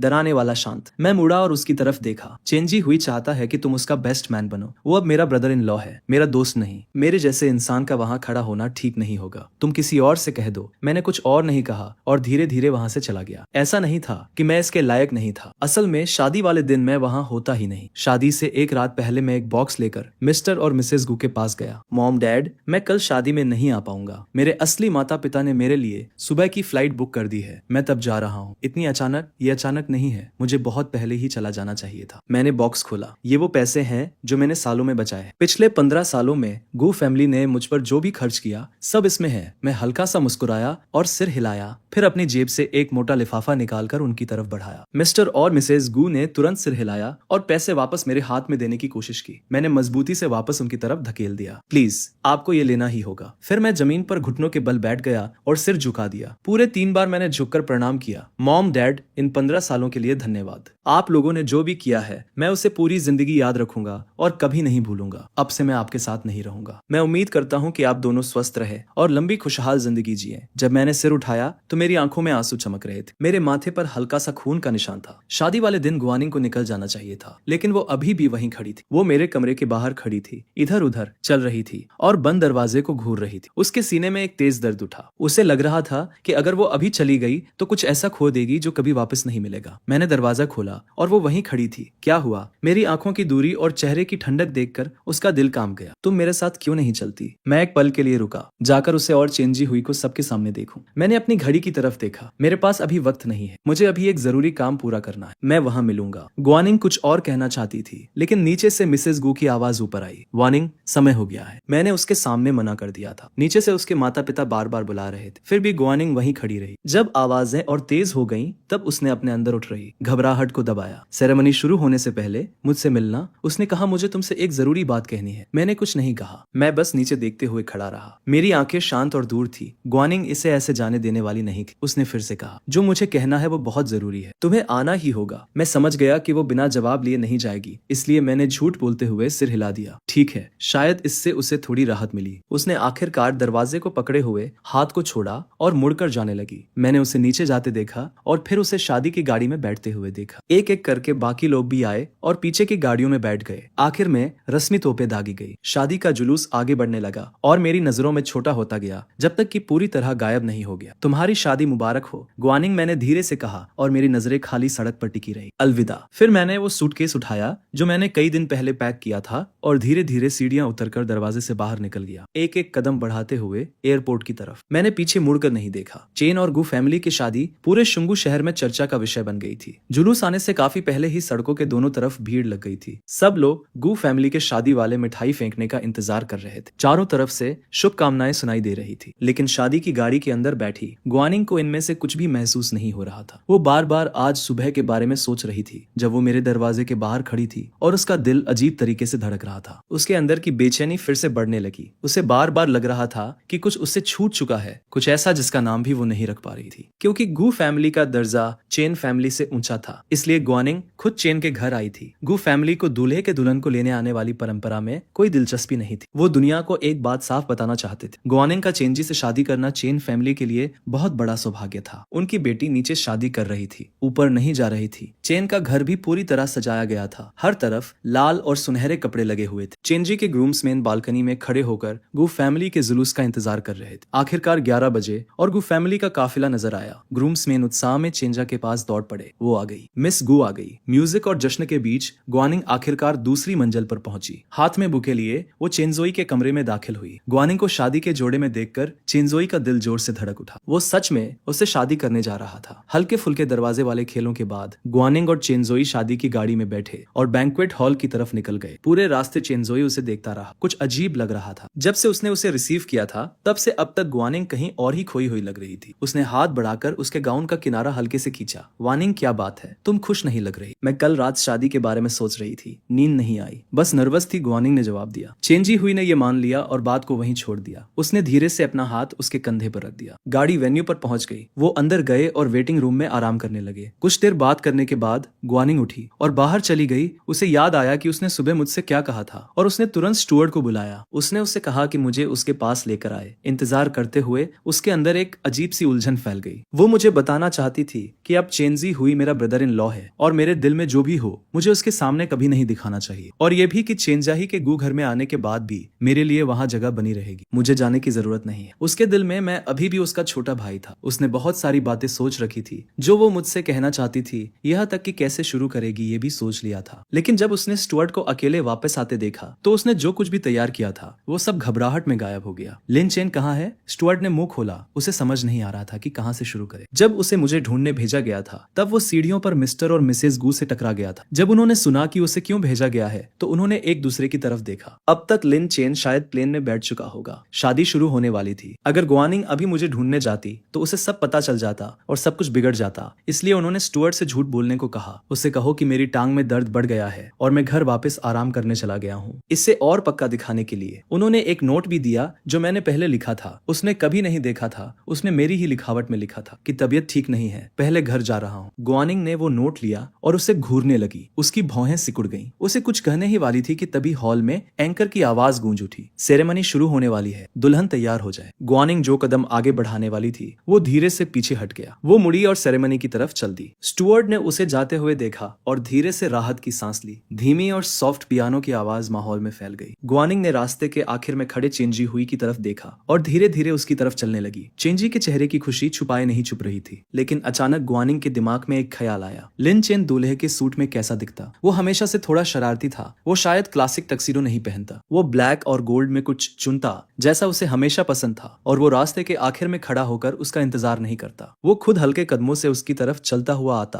और उसके चेहरे पर चेंजी हुई जैसा शर्मीला स्माइल नहीं होता। वो खुलकर मुस्कुराता बिना किसी झिझक के, फिर वो कैजुअली अपना हाथ उसके कंधे पर डाल देता। वो इतनी गहराई से इस ख्याल में खो गई थी कि जब एंकर ने उससे पूछा कि क्या वो सामने खड़े दूल्हे से शादी करना चाहती है, तो उसने मेरा नाम ले लिया, बिल्कुल बिना सोचे समझे, बस अपने आप। माइक अभी भी उसके हाथ में था। उसकी आवाज पूरे बैंक्वेट हॉल में गूंज गई। मेहमान एक पल के लिए जम गए, फिर धीरे धीरे फुसफुसाहट शुरू हो गई। क्या लिन चेन गू फैमिली का एडॉप्टेड बेटा नहीं है? मिस गू ने उसका नाम क्यों लिया? पहली लाइन में बैठे माता पिता सख्त हो गए। मिस्टर और मिसेस गू उसे घूरते रह गए। उनके अंदर घबराहट तेजी से बढ़ने लगी। उनकी बेटी इस वक्त ऐसा कैसे कर सकती थी? मिस्टर और मिसेस चेन के चेहरे भी सख्त हो गए। उन्होंने मुड़कर पास बैठे लोगों से जवाब मांगना शुरू कर दिया। स्टेज पर खड़े चेनजाही ने जब मेरा नाम सुना तो उसके चेहरे का रंग उड़ गया। उसने अपने पेंट को कसकर पकड़ लिया। वार्निंग, उसने कांपती आवाज में कहा। तुम क्या कह रही हो? उसने हाथ बढ़ाकर उसका हाथ पकड़ने की कोशिश की। बस एक कदम और वो दोनों पति पत्नी बन जाते। लेकिन उसने लिन चेन का नाम क्यों लिया? अगर ये पहले होता तो ग्वानिंग तुरंत संभल जाती, हंसकर बात को टाल देती और आगे बढ़ जाती। लेकिन अब वो वहीं खड़ी थी, नीचे बैठे लोगों के चेहरों को देख रही थी, कुछ जाने पहचाने और कुछ अनजान, लेकिन उनमें से कोई भी वो नहीं था जिसे वो ढूंढ रही थी। अगले ही पल उसने हर आवाज को नजरअंदाज किया और स्टेज से भाग गई। गुस्से, दुख और बेबसी से भरी कई आवाजें उसे पुकारती रही, लेकिन उसने पीछे मुड़कर नहीं देखा। वो सीधे वेन्यू से बाहर भाग गई। चेंजी हुई उसे पकड़ने के लिए आगे बढ़ा, लेकिन उसकी आंखों के आगे अंधेरा छा गया और वो गिर पड़ा। पूरा हॉल अफरा तफरी में बदल गया। ग्वानिंग सीधा एक कार में बैठी और एक्सीलरेटर दबाकर सीधे गू एस्टेट की तरफ निकल गई। उसे सुबह मेरी आंखों का वो लुक याद आया, स्टुअर्ट का दिया हुआ वो पुराना सा नोट और स्टुअर्ट की आंखों में दिखता हुआ गिल्ट। उसके अंदर एक ठंडी सी घबराहट उठने लगी। कार चीखती हुई गो एस्टेट के गेट पर जाकर रुकी। गाड़ी पूरी तरह रुकने से पहले ही वो बाहर निकल चुकी थी और घर की तरफ भाग रही थी। 2 मंजिल की सीढ़ियां उसने कुछ ही सेकंड में चढ़ ली। वो सीधे मेरे कमरे तक गई और दरवाजा धक्का देकर खोल दिया। कमरा खाली था, मेरी एक भी चीज वहां नहीं थी। ग्वानिंग का चेहरा बिल्कुल सख्त हो गया। उसने पास से गुजर रही एक नौकरानी का हाथ पकड़ लिया। वो कहाँ है? मेरा भाई कहाँ है? यंग मास्टर सुबह सुबह एक सूटकेस लेकर निकल गए, नौकरानी ने घबराकर कहा। ग्वानिंग के सीने में डर और बढ़ गया। वो नौकरानी को धक्का देकर सीढ़ियों की तरफ भागी। वो लगभग मिस्टर और मिसेस गू से टकरा गई, जो गुस्से में वापस आ रहे थे। यहीं रुक जाओ। ग्वानिंग ने उन्हें धक्का देकर निकलने की कोशिश की और उसी पल उसका संतुलन बिगड़ गया और वो सीढ़ियों से गिर गई। मिस्टर गू ने ये देखा और अपनी आंखें कसकर बंद कर ली। वो लगभग बेहोश हो गए। आज का दिन साल का सबसे खुश दिन होना चाहिए था, लेकिन अब ये सब हो रहा था। गू फैमिली ग्वानिंग को तुरंत हॉस्पिटल ले गई और डॉक्टर ने कुछ ऐसा कहा जिसकी किसी को उम्मीद नहीं थी। वो 1 महीने की प्रेग्नेंट थी। चेन फैमिली ने यह खबर सुनी और खुशी से हॉस्पिटल के कमरे में इकट्ठा हो गए। उन्हें लगा था ये शादी खत्म हो गई है, लेकिन अब सब कुछ बदल सकता था। आखिर ग्वानिंग के पेट में चेन फैमिली का बच्चा था। अब वो भाग नहीं सकती थी और सबसे ज्यादा खुश चेंजी हुई था। उसने कभी नहीं सोचा था कि किस्मत उसके साथ इतनी बड़ी चाल चलेगी और उसे इस वक्त एक बच्चा दे देगी। जब ग्वानिंग को होश आया, उसने देखा कि सब लोग उसके बिस्तर के आसपास खड़े हैं, जैसे वो कोई कीमती चीज हो जिसे संभाल कर रखना है। वार्निंग, अब तुम प्रेग्नेंट हो, तुम कोई रिस्क नहीं ले सकती। अब जब तुम होश में हो, जाओ और चेंजी हुई से माफी मांगो। तुम अपनी ही शादी से भाग गई थी, लोग बातें कर रहे हैं। ग्वानिंग का माफी मांगने का कोई इरादा नहीं था। उसे मुझे ढूंढना था, उसे जानना था कि मैं कहाँ गया हूँ। उसने खुद को बिस्तर पर उठाया और उठने की कोशिश की, लेकिन मिस्टर गू ने उसे मौका ही नहीं दिया। उन्होंने हाथ हिलाया और लोग उसे पकड़ने के लिए आगे बढ़ गए। उसने खुद को रोके जाने से मना कर दिया। मिस्टर गू पीछे हट गए, परेशान होकर। तुम समझती क्यों नहीं हो? तुम प्रेग्नेंट हो, तुम ऐसे खुद को नुकसान नहीं पहुंचा सकती। लिन चेन कहाँ है? उसने रोते हुए पूछा। उसकी आंखें लाल थी और आवाज टूट रही थी। नौकरानी की बात उसके दिमाग में गूंज रही थी। उसका दिल तेजी से धड़क रहा था। इससे क्या फर्क पड़ता है? अभी सबसे जरूरी यह है कि तुम चेन फैमिली से बात ठीक करो। ग्वानिंग समझ गई कि उसके पिता उसे सच नहीं बताएंगे। वो उन्हें पार करके आगे बढ़ने लगी। उसे पकड़ो, मिस्टर गू चिल्लाए। कई लोग एक साथ आगे बढ़े और उसकी सारी कोशिशों के बावजूद उसे पकड़कर चेंजी के पास ले गए। तुम्हें अंदाजा है आज क्या दिन है? तुम अपनी ही शादी से भाग गई। तुम्हें पता है इससे दोनों फैमिली पर क्या असर पड़ेगा? ग्वानिंग, अगर तुम मेरे बेटे से शादी नहीं करना चाहती थी तो पहले ही मना कर सकती थी। हमारी फैमिली को इस तरह बेइज्जत क्यों किया? मेरा बेटा अब लोगों का सामना कैसे करेगा? गुआनिंग के हाथ उसकी गोद में कसकर बंद हो गए। उसने अपने होठ पींच लिए और कुछ नहीं कहा। तभी हॉस्पिटल के कमरे का दरवाजा खुला। चेंजी हुई अंदर आया। उसका चेहरा सफेद पड़ चुका था और उसकी आंखें बंद थी। मिसेस चेन सब कुछ भूलकर तुरंत अपने बेटे के पास भागी। तुम अपनी शादी से भागकर लिन चेन को ढूंढने गई थी, क्यों? मिसेस गू ने मौका देखकर अपनी बेटी पर दबाव बनाया। वो अपनी बेटी के आज के हर अजीब व्यवहार को याद करने लगी और उसके दिमाग में एक नामुमकिन सा ख्याल उभरने लगा। गुआनिंग ने अपनी मुट्ठी कस ली। उसे समझ नहीं आ रहा था कि शुरुआत कैसे करे। वो आखिर क्या कह सकती थी? वो पहले मुझे ढूंढने इसलिए आई थी ताकि मुझे बता सके कि अब से मुझे चेंजी हुई को अपना ब्रदर इन लॉ मानना चाहिए। लेकिन जैसे ही उसे पता चला कि मैं जा चुका हूँ, उसकी सारी सोच घबराहट में डूब गई। वो मुझे ढूंढना चाहती थी, लेकिन फिर क्या? मेरी यादें उसके दिमाग में एक के बाद एक आने लगी, कभी खुश, कभी टूटा हुआ,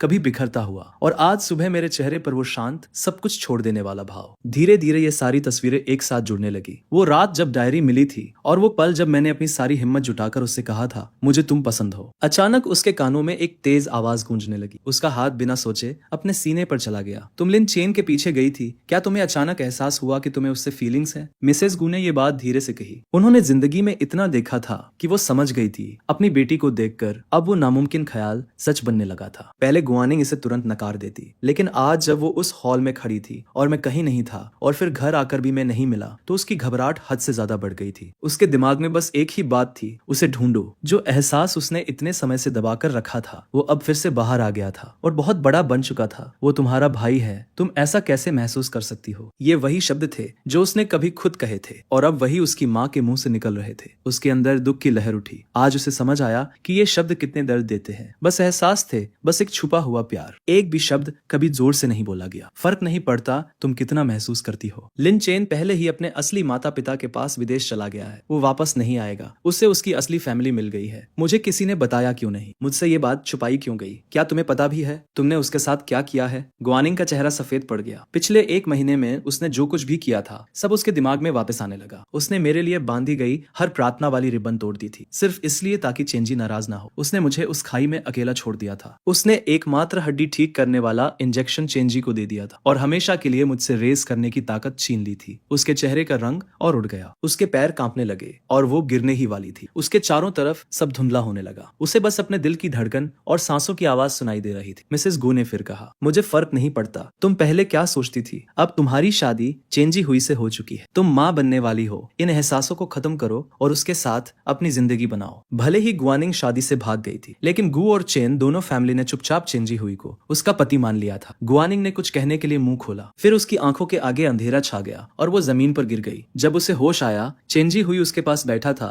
उसकी आंखें आंसुओं से भरी हुई थी। आज जो कुछ हुआ था उसने उसे पूरी तरह तोड़ दिया था। शादी इंसान की जिंदगी का सबसे खास पल होता है और जिस लड़की से वो प्यार करता था वो उसी पल किसी और के लिए भाग गई थी। वो अब लोगों का सामना कैसे करता? अपनी ही शादी में गिर जाना, ये सब मिलाकर उसके लिए बहुत शर्म की बात थी। और अब गुआनिंग के प्रेग्नेंट होने की खबर आ गई थी। डॉक्टर ने अभी उसे बताया था कि गुआनिंग को जो गहरा सदमा लगा है उससे बच्चा शायद बच ना पाए। ये सोचकर वो और जोर से रोने लगा और उसके अंदर मेरे लिए नफरत और बढ़ गई। बचपन से ही वो कभी मेरे बराबर नहीं आ पाया था, किसी भी चीज में नहीं। चेन फैमिली और गू फैमिली का दर्जा लगभग बराबर था, लेकिन उसके माता पिता हमेशा गू फैमिली जैसी चीजें चाहते थे और उसे मेरे करीब रहने के लिए मजबूर करते थे ताकि जो भी फायदा मिले वो ले सके। वहीं दूसरी तरफ चेन फैमिली की हर अच्छी चीज उसके छोटे भाई के लिए बचा कर रखी जाती थी। उसके पास कुछ भी नहीं था, यहाँ तक कि वो किससे शादी करेगा ये भी उसका फैसला नहीं था। उसकी होने वाली पत्नी भी ऐसी होनी चाहिए थी जो उसके छोटे भाई के करियर में काम आए। उसके माता पिता ने उसके लिए पहली लड़की जो चुनी थी वो एक तलाकशुदा और गुस्सेल औरत थी। उसे उस रिश्ते को तोड़ने के लिए बहुत मेहनत करनी पड़ी ताकि उससे भी खराब कोई ऑप्शन ना आए। उसे खुद ही अपने लिए लड़की ढूंढनी पड़ी और तभी मैंने उस पर भरोसा करके उसे बताया था कि मुझे गुआनिंग के लिए फीलिंग्स है। उसे पता था कि मैं सिर्फ गू फैमिली का एडॉप्टेड बेटा हूँ, लेकिन बाहर वालों के लिए मेरे ये एहसास गलत लगते, इसलिए वो सीधे गुआनिंग के पास गया और उसे सब कुछ बता दिया। उसका इरादा सिर्फ मेरा सपना तोड़ना था, लेकिन उसने ये नहीं सोचा था कि गुआनिंग उससे कहेगी कि वो मेरे एहसासों को खत्म करने के लिए उसके साथ मिलकर एक एक्ट करे। उसने इस मौके को तुरंत पकड़ लिया। आखिर गुआनिंग उससे कहीं ज्यादा बेहतर थी जितना उसके माता पिता उसके लिए सोच रहे थे। तो उसने उसके सामने रोना शुरू किया, अपना रोल निभाया और ये दिखाया कि वो सिर्फ उसकी परवाह करता है। और गुआनिंग धीरे धीरे उसके जाल में फंसती चली गई और आखिर में दोनों की शादी हो गई। लेकिन उसी शादी से गुआनिंग मेरे लिए भाग गई। ये उसके लिए सहन करना मुश्किल था। उसके माता पिता उस पर चिल्ला रहे थे कि वो उसे संभाल नहीं पाया, लेकिन गू फैमिली के सामने वो खुद को बेचारगी में दिखाता रहा ताकि उनकी गिल्ट उसके काम आए। पहले गुआनिंग उसे गले लगाकर शांत कर देती, लेकिन अब वो बस छत को घूरते हुए चुप पड़ी थी। ये देखकर चेंजी हुई के अंदर की नाराजगी और बढ़ गई। उसे पता था कि वो दोनों साथ इसलिए आए थे क्योंकि ग्वानिंग मुझे दूर करने के लिए उसका इस्तेमाल करना चाहती थी, लेकिन उसने उसे सब कुछ दिया था। फिर भी वो मेरे बारे में सोच रही थी। वानिंग चेंजाही ने बेबस होकर उसे पुकारा।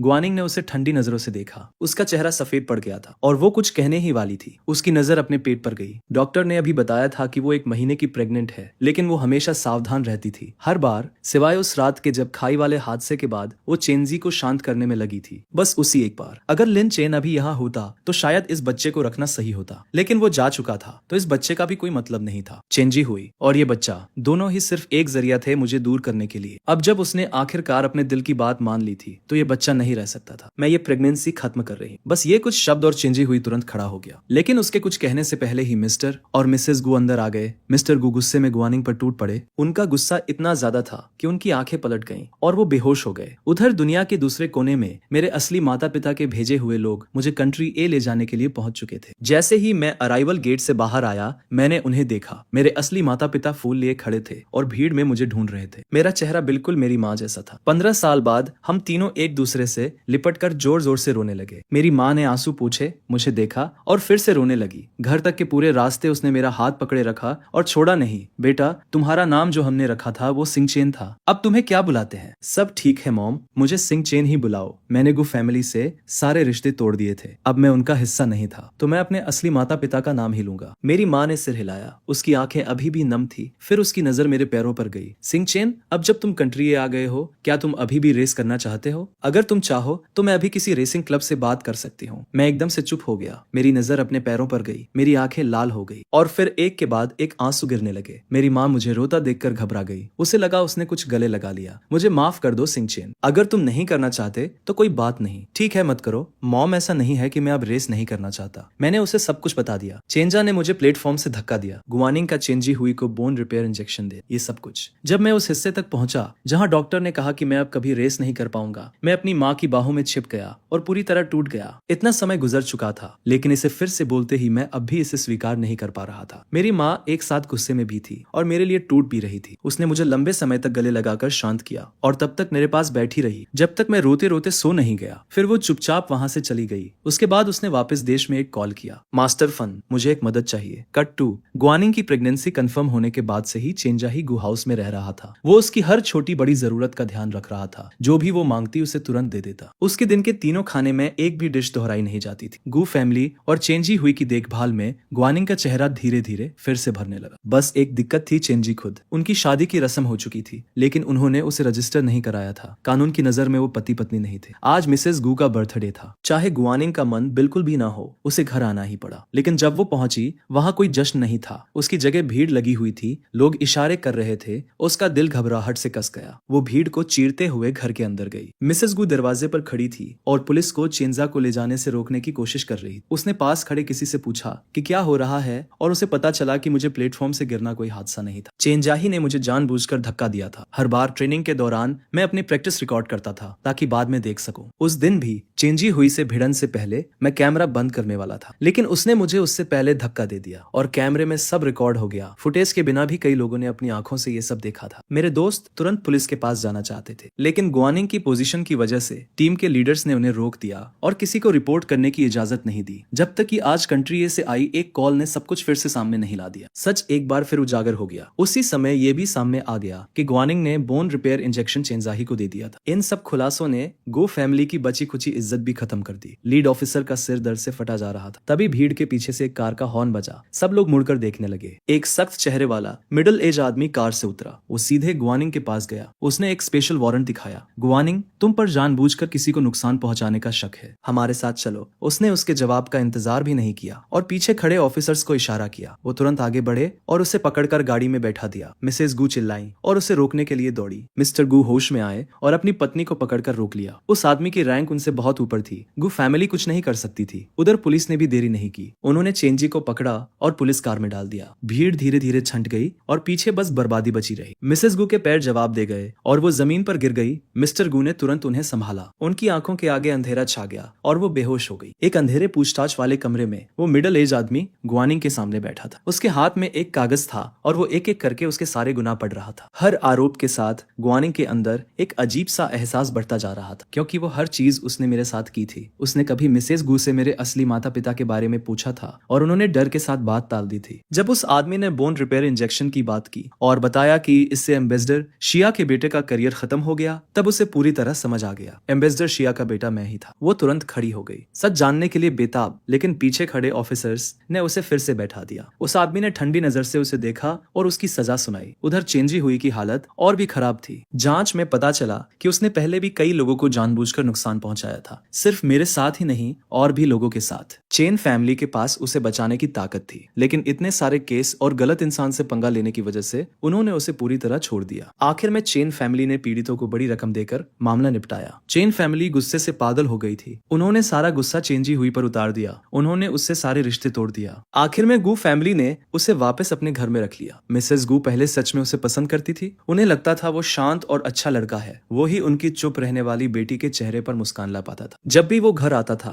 घर में हंसी गूंजती थी। अब जब उन्हें उसके किए का सच पता चला, वो उसे देखकर भी परेशान हो जाती थी। उसे देखते ही उनका सिर दर्द करने लगता था। आखिर में उन्होंने उसे पास वाले घर में शिफ्ट कर दिया। उन्होंने कुछ नौकरों को उसकी देखभाल के लिए भेजा और कहा, बस जिंदा रखना, बाकी कुछ मायने नहीं रखता। कुछ समय पहले तक चेंजा ही सबकी नजरों में था, लेकिन एक ही दिन में सब कुछ बदल गया। वो सबकी नजरों में विलेन बन गया और लोग उससे दूर रहने लगे। वो गुस्से में था। वो इसे मानने को तैयार नहीं था, लेकिन मिसेस गू के भेजे हुए नौकरों को उसकी परवाह नहीं थी। अगर मैं तुम्हारी जगह होता तो ये सब छोड़ देता, उनमें से एक ने ठंडे लहजे में कहा। अगर यंग मिस तुम्हारे बच्चे को कैरी नहीं कर रही हो तो गू फैमिली तुम्हारी तरफ देखती भी नहीं। चेंजी ने बच्चे के बारे में सोचा। अब उसके पास कुछ नहीं बचा था। वो बच्चा ही उसका आखिरी सहारा था। उसे हर हाल में गुआनिंग को बच्चे को जन्म देने के लिए मनाना था। ये सोचकर उसने लड़ना बंद कर दिया। उसने सामने रखा बाउल उठाया और चुपचाप खाना खाने लगा। नीचे गुआनिंग, जिसे बिना किसी तय तारीख के पद से हटा दिया गया था, जमीन पर गिरी पड़ी थी। उसके पैर इधर उधर फैले हुए थे। उसके हाथ ढीले पड़े थे। उसकी आंखों की चमक गायब हो चुकी थी। वो अब फीकी और खाली लग रही थी। तभी एक नौकरानी एक बड़ा बॉक्स लेकर अंदर आई। उसने उसे गुआनिंग के सामने रख दिया। मिस, ये रिसाइकलिंग सेंटर से वापस आया है। उन्होंने कहा कि यंग मास्टर ने इसे फेंक दिया था। चीजें बहुत कीमती थी, इसलिए उन्होंने इसे फेंका नहीं और सब वापस भेज दिया। यंग मास्टर ने फेंक दिया था। ये सुनते ही गुआनिंग की आंखों की सुस्ती तुरंत गायब हो गई। मेरे जाने के बाद मेरे कमरे की हर चीज हटा दी गई थी, यहाँ तक कि हमारी फैमिली फोटो भी। उसने पूरे घर में ढूंढा था, लेकिन उसे मेरा कोई निशान नहीं मिला था। गुआनिंग ने बॉक्स को अपनी तरफ खींच लिया। उसके हाथ कांप रहे थे। वो बहुत समय से ठीक से हिली भी नहीं थी। बॉक्स फट गया और अंदर की सारी चीजें जमीन पर बिखर गईं। जैसे ही उसने देखा अंदर क्या है, उसकी आंखें चौड़ी हो गईं। हर एक चीज वो गिफ्ट थी जो उसने मुझे दी थी। वो छोटा भालू उसने मुझे गू हाउस में आने के पहले दिन वेलकम गिफ्ट के रूप में दिया था। तब मैं इतना डरा हुआ था कि कई रातों तक सो नहीं पाता था। तो गुआनिंग चुपके से मेरे कमरे में आती, उस भालू को उठाती। उसने कहा था कि वो भालू उसका हिस्सा है और उसकी जगह मुझे प्रोटेक्ट करेगा। उसके पास ही एक लेदर शूज की जोड़ी थी जो उसने मुझे मेरे पहले बर्थडे पर दी थी। उसने उसे खास तौर पर विदेश से बनवाया था। बाकी बॉक्स में हर साल के बर्थडे गिफ्ट थे। हर साल मेरे बर्थडे की रात 12 बजे जैसे ही घड़ी 12 बजाती, वो गिफ्ट मेरे दरवाजे के बाहर रख देती थी। एक भी साल उसने मिस नहीं किया। जब तक मैं 18 साल का नहीं हुआ और उसने मेरी डायरी नहीं पढ़ ली, उसके बाद एक भी गिफ्ट कभी नहीं आया। गुआनिंग एक एक चीज उठाकर देखने लगी और उसकी आंखों में दर्द बढ़ता गया। हर गिफ्ट को बहुत संभाल कर रखा गया। अगर किनारों पर हल्का सा पीला रंग ना होता तो कोई भी उन्हें बिल्कुल नया समझता। उसके हाथ कांप रहे थे जब वो एक एक करके उन पर अपनी उंगलियां फेर रही थी। फिर अचानक उसकी नजर किसी चीज पर अटक गई। उसने ढेर के नीचे हाथ डाला और एक डायरी बाहर निकाली। वो पूरी की पूरी टेप की पट्टियों से ढकी हुई थी। उसे तुरंत समझ आ गया कि ये वही डायरी है जिसे उसने खुद फाड़ दिया था। उस वक्त जो लड़का हमेशा उसे सिस कहता था, उसने अचानक उसका पूरा नाम लेना शुरू कर दिया था। उसने सोचा था कि बस वो बड़ा हो रहा है और अपने अलग विचार बना रहा है, इसलिए उसने ज्यादा ध्यान नहीं दिया। लेकिन जब चेंजे ओही ने उसे अलग ले जाकर वो सब बताया जो मैंने उससे शेयर किया था, तब उसे सब समझ आया। मैं बहुत लंबे समय से उससे प्यार करता था। शुरू में वो शौक हो गई थी, फिर उसके अंदर डर आ गया। मैंने अपने सबसे पर्सनल फीलिंग्स चेंजी हुई को बता दिए थे और वो कभी भी कोई सीक्रेट नहीं रख पाता था। अगर ये बात बाहर निकल जाती तो सिर्फ हमारे बीच ही सब कुछ खत्म नहीं होता, पूरे गू परिवार पर इसका बहुत बड़ा असर पड़ता। इसलिए इससे पहले कि ये बात पूरी तरह बाहर आए, उसने इसे जड़ से खत्म करने का फैसला कर लिया। उसे खुद भी नहीं पता था कि वो कब मेरे कमरे में पहुंच गई या कैसे वो डायरी उसके हाथों में टुकड़ों में बदल गई। जब उसे होश आया, उसने मेरा चेहरा देखा जो आंसुओं से पूरी तरह भीगा हुआ था। वो उस पल सच में घबरा गई थी, लेकिन फिर डायरी में लिखी बातें उसके दिमाग में वापस आई और उसकी घबराहट गुस्से में बदल गई। उसने मेरी तरफ उंगली उठाकर कहा, जिस दिन से तुम इस घर में आए हो,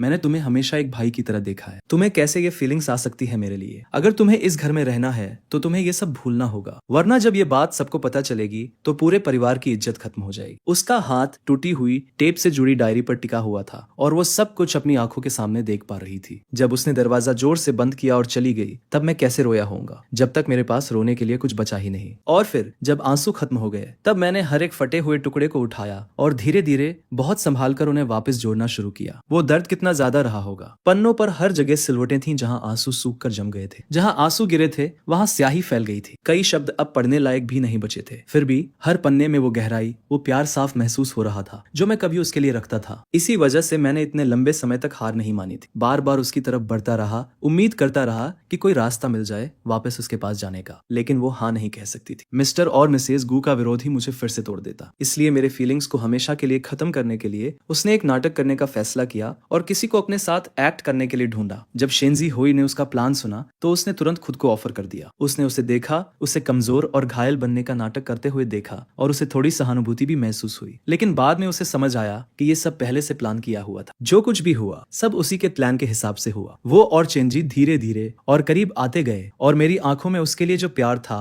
वो धीरे धीरे खत्म होता गया। पहली बार जब वो चेंजी के लिए पूरी रात बाहर रही, जिस दिन उसने उसका हाथ पकड़कर उनकी एंगेजमेंट अनाउंस की और फिर शादी, मेरी आंखों में बचा हुआ आखिरी प्यार भी पूरी तरह खत्म हो गया और उसकी जगह सिर्फ ठंडापन और दूरी रह गई। बस यही बचा था जब मेरा दिल उसे पूरी तरह छोड़ चुका था। उसे उस वक्त बहुत राहत महसूस हुई थी। आखिरकार मैंने उसे छोड़ दिया था और अब उसे अपने खुद के फीलिंग्स का एहसास हुआ। लेकिन ये प्यार बहुत देर से आया था और अब ये सिर्फ दर्द था। कमरे के हर कोने में गम फैल गया था। उसने डायरी को कसकर पकड़ लिया और तब तक रोती रही जब तक उसके पास रोने के लिए कुछ बचा ही नहीं। Cut to जिंकिंग airport. 6 महीने बाद मैंने फिर से जमीन पर कदम रखा। जब मैं कंट्री ए गया था तब मुझे पूरा यकीन था कि मैं कभी वापस नहीं आऊंगा। फिर भी सिर्फ आधे साल बाद मैं यहाँ खड़ा था। इस बार मैं अपनी माँ की जगह आया था, उनके मेंटर के बर्थडे बैंक्वेट में शामिल होने के लिए। काम की वजह से वो खुद नहीं आ सकती थी, इसलिए उन्होंने मुझे भेजा था ताकि मैं सुरक्षित रहूं। उन्होंने मेरे कजिन शिया जाचांग को भी मेरे साथ भेजा था। सिर्फ आधा साल दूर रहने के बाद भी यहाँ खड़े होकर ऐसा लग रहा था जैसे पूरी जिंदगी बीत गई हो। मेरे पास खड़ा शिया हर चीज को देखकर हैरान हो रहा था। वो कंट्री ए में ही बड़ा हुआ था और ये उसकी यहाँ पहली बार एंट्री थी। हमारे निकलने से पहले मेरी माँ ने अपने एक पुराने दोस्त को कॉल किया था और उनसे कहा था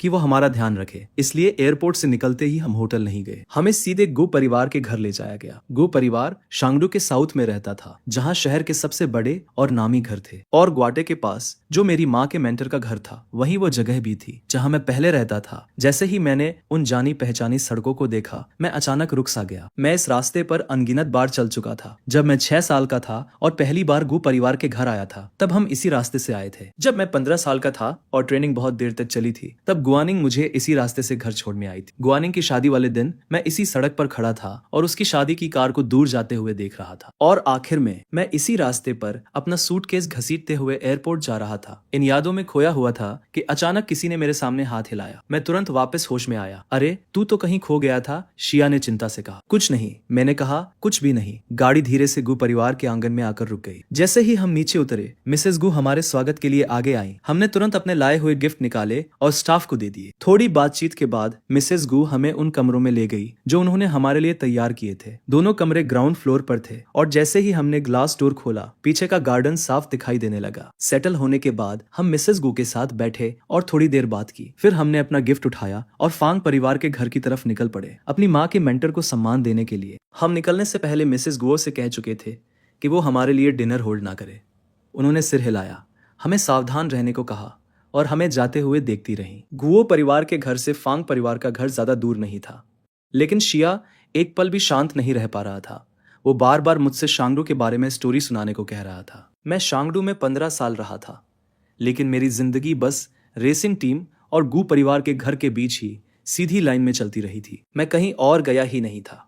और जब गुआनिंग को मेरे फीलिंग्स का पता चला तब तो मैं घर से बाहर निकलना भी लगभग बंद कर चुका था, सिर्फ पहाड़ी मंदिर जाने के अलावा। जैसे ही शियांग ने सुना कि वहां एक मंदिर है जहां जाया जा सकता है, वो तुरंत मुझसे चिपक गया और मुझसे रिक्वेस्ट करने लगा कि मैं उसे कभी वहां लेकर जाऊं। शिया हमेशा से हर जगह घूमने वाला टाइप रहा था। कंट्री ए में उसकी माँ उस पर कड़ी नजर रखती थी, लेकिन यहाँ वो बिल्कुल आजाद बच्चे की तरह हो गया था, हर दिशा में भाग रहा था। मैं उसकी ये लगातार जिद और रिक्वेस्ट और नहीं झेल पाया। ओल्ड मास्टर फांग के बैंक्वेट के बाद मैं तुम्हें ले जाऊंगा। शिया जाचांग ने आखिरकार मेरा हाथ छोड़ दिया, खुश होकर। जब हम फांग परिवार के घर पहुंचे, स्टाफ पहले से ही बर्थडे बैंक्वेट की तैयारी में लगा हुआ था। स्टुअर्ट्स ने हमें देखा और तुरंत अंदर ले जाने के लिए आगे आए। लिविंग रूम में मैंने तुरंत ओल्ड मास्टर फांग को सोफे पर बैठे देखा। मैंने गिफ्ट टेबल पर रखा और सम्मान से झुककर प्रणाम किया। ग्रैंड मास्टर फांग, मेरे माता पिता की तरफ से हम आपको आसमान जितनी बड़ी और सूरज जितनी लंबी उम्र की शुभकामनाएं देते हैं। मैं और जियांग आपको 1000 साल पुराने पेड़ जैसी ताकत की कामना करते हैं, जो हर मौसम में मजबूती से खड़ा रहता है। इतनी सारी शुभकामनाएं सुनकर ओल्ड मास्टर फांग सच में खुश होकर हंस पड़े। उन्होंने अपने पास वाली कुर्सियों के आर्मरेस्ट पर हाथ मारा और हमें अपने पास बैठने को कहा। उन्होंने प्यार से पूछा, आजकल तुम्हारे माता पिता कैसे हैं? वो ठीक है, धन्यवाद, और वो माफी चाहते हैं कि वो यहाँ नहीं आ सके, काम में फंसे हुए थे। माफी की जरूरत नहीं है, असली बात इरादे की होती है, उन्होंने जवाब दिया। जू, इन दोनों को बाहर घुमाकर लाओ और रात के खाने के लिए वापस आ जाना। यंग लोग बाहर जाकर एंजॉय करें। किसी बूढ़े आदमी के साथ बैठने से अच्छा है जो अब ज्यादा साथ नहीं दे पाता, उन्होंने कहा। हमने थोड़ी देर और बात की, फिर वहां से निकल गए और फुंजू के साथ चल दिए। हम तीनों रास्ते भर आराम से बातें करते रहे। एक समय पर फुंगू ने अचानक अपने माथे पर हाथ मारा। अरे हाँ, मैं तो भूल ही गया, उसने कहा। लगभग 2 हफ्ते पहले मैंने एक रेसिंग क्लब में सेशन बुक किया था, बस मजे के लिए ट्राई करना था। मुझे याद है तुम पहले रेस करते थे। सिंह चेन, मेरे साथ चलकर देखोगे? अगर अच्छा नहीं लगा तो मैं दूसरा ढूंढ लूंगा, उसने कहा। उसकी बात सुनते ही मैं और शिया जाचांग दोनों अचानक चुप हो गए। क्या हुआ? फांगजियो ने हम दोनों की तरफ देखकर पूछा। शिया चेंग ने मेरी तरफ से जवाब दिया। हम शायद नहीं जा पाएंगे, मेरे भाई कुछ पर्सनल वजह से अब रेसिंग सर्किट के पास नहीं जाना चाहते। कोई बात नहीं, हम नहीं जाएंगे, फुंगू ने तुरंत कहा। तुम मेरे गेस्ट हो, मैं चाहता हूं कि तुम इस विजिट का हर पल एंजॉय करो। फेंग शू ने तुरंत स्टीवर्ड को बुलाया और बुकिंग कैंसिल करवा दी। फिर हमें दूसरी तरफ पार्क की ओर ले गया। उधर रेसिंग टीम में चेंजोई सिम्युलेटर प्रैक्टिस देख रहा था। जब से उसके किए हुए सच का खुलासा हुआ था, पूरी टीम को उसके साथ उसका असर झेलना पड़ रहा था। एक के बाद एक मेंबर दूसरे क्लब में ट्रांसफर हो गए थे। रेपुटेशन खराब होने की वजह से अब कम अमीर स्पॉन्सर्स जुड़ना चाहते थे। आखिर में कोच मेंग को अपने सारे कॉन्टेक्ट्स इस्तेमाल करने पड़े कुछ नए इन्वेस्टर्स लाने के लिए। इसी बीच एक ट्रेनिंग सेशन के दौरान कोच में गुस्से में अंदर आए। उन्होंने जोर से ताली बजाई और कहा, सब बंद करो, सब घर जाओ। उनके अचानक गुस्से से सब लोग एक दूसरे को हैरानी से देखने लगे। चेंजाही भी अपनी कुर्सी से उठकर उनके पास आ गया। अब क्या हुआ? उसने पूछा। मुझे क्या पता, कोच मेंग ने गुस्से में जवाब दिया। अभी कोई फांग परिवार से आया था और कहा कि वो नहीं आएंगे और अपना इन्वेस्टमेंट वापस ले रहे हैं। ये सुनते ही माहौल एकदम भड़क गया। सब लोग एक साथ बोलने लगे, कुछ तो रो भी रहे थे।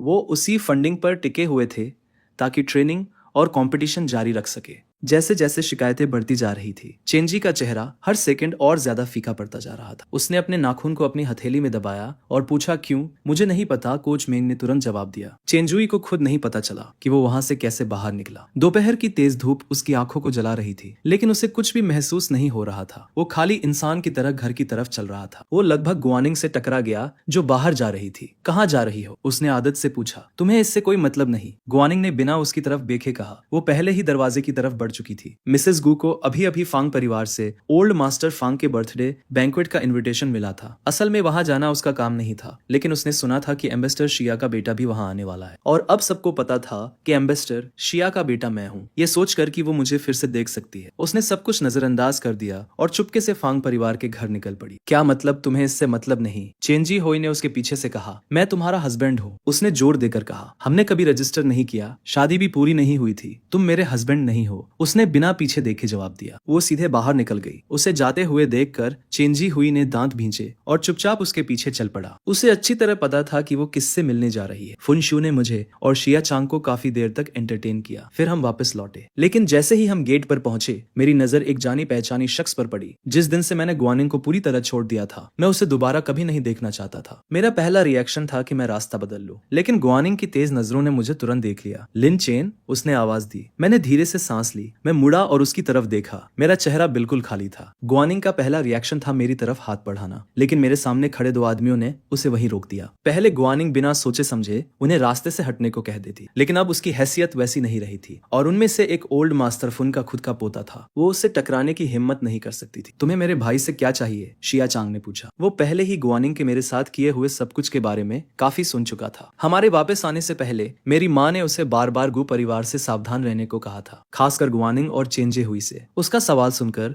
गुआनिंग एक पल के लिए चुप हो गई। उसने मुंह खोला, लेकिन क्या कहती कि मुझे छोड़ने के बाद उसे अपने फीलिंग्स का एहसास हुआ और अब वो मुझे वापस चाहती है। जहां तक चेंजोई की बात है, वो उससे छुटकारा पा सकती थी। उन्होंने कभी शादी रजिस्टर ही नहीं की थी। उसने हल्का सा निगला और उन दोनों के पार मुझे देखने लगी। सिर्फ आधा साल हुआ था जब हम आखिरी बार मिले थे, लेकिन अब मैं पहले से बेहतर दिख रहा था। जितना मैं कभी गु परिवार में था, मेरी आंखों में जो पहले हमेशा हल्का सा अंधेरा रहता था, अब वहां रोशनी थी। लीन चेन, मुझे पता है मैं गलत थी, उसने कहा। मुझे तुम्हारे साथ वैसा कभी नहीं करना चाहिए था। मैं खुद को बार बार समझाती रही कि मुझे तुम्हारे लिए कोई फीलिंग्स नहीं है, लेकिन तुम्हारे जाने के बाद मुझे सब समझ आया। तुम ही वो इंसान हो जिससे मैं सच में प्यार करती हूँ। चेंजा हुई तो बस एक टूल था जिसे मैंने तुम्हें दूर करने के लिए इस्तेमाल किया। तो प्लीज क्या तुम मुझे एक और मौका दोगे? वो ऐसे बोल रही थी जैसे कोई पत्नी जिसने सालों तक अपने पति को दुख दिया हो और अब माफी मांग रही हो। लेकिन मैं उसका ऐसा कोई हस्बैंड नहीं था। मैंने उसकी हर बात सुनी, लेकिन मुझे सिर्फ कड़वा ताना सा महसूस हुआ। लेकिन तुमने तो कहा था कि मैं सिर्फ तुम्हारा भाई हूँ। तुमने कहा था कि मुझे ऐसा महसूस करने का कोई हक नहीं है, और अगर ये बात बाहर आ गई तो ये पूरे गु परिवार की बेइज्जती होगी। तुमने चेंजुई को एक टूल की तरह इस्तेमाल किया मुझे दूर करने के लिए, और वो बिल्कुल वैसा ही हुआ जैसा तुम चाहती थी। ये सब तुमने खुद किया और अब तुम ही इसे वापस लेने की बात कर रही। बताओ गुआनिंग, क्या दुनिया ऐसे चलती है? मेरे हर शब्द उसके ऊपर वार की तरह गिर रहे थे। गुआनिंग की उंगलियां हल्का सा कांपने लगी। उस वक्त वो बस मेरे फीलिंग्स को जितनी जल्दी हो सके खत्म करना चाहती थी, इसलिए उसने बिना सोचे समझे कुछ भी कह दिया था। मुझे लगा था कि मैं इन सब से आगे बढ़ चुका हूँ, लेकिन गुआनिंग के सामने खड़े होकर उसकी कही और की गई हर बात की गूंज फिर से मेरे अंदर लौट आई। तुम मुझसे दूसरा मौका मांग रही हो गुआनिंग, लेकिन जब गाड़ी उस खाई में गिर रही थी तब तुमने मुझे एक मौका क्यों नहीं दिया? जब मैं तुमसे रोकर गिड़गिड़ाकर कह रहा था कि मुझे बोन रिपेयर इंजेक्शन दे दो ताकि मैं अपने पैर बचा सकूं, तुमने मुझे वो मौका क्यों नहीं दिया? तुमने मुझे जरा सी भी उम्मीद क्यों नहीं दी? मेरे आखिरी शब्द निकलते निकलते मैं खुद को मुश्किल से संभाल पा रहा था। आंसू रुक ही नहीं रहे थे। मेरी आंखों में गुस्सा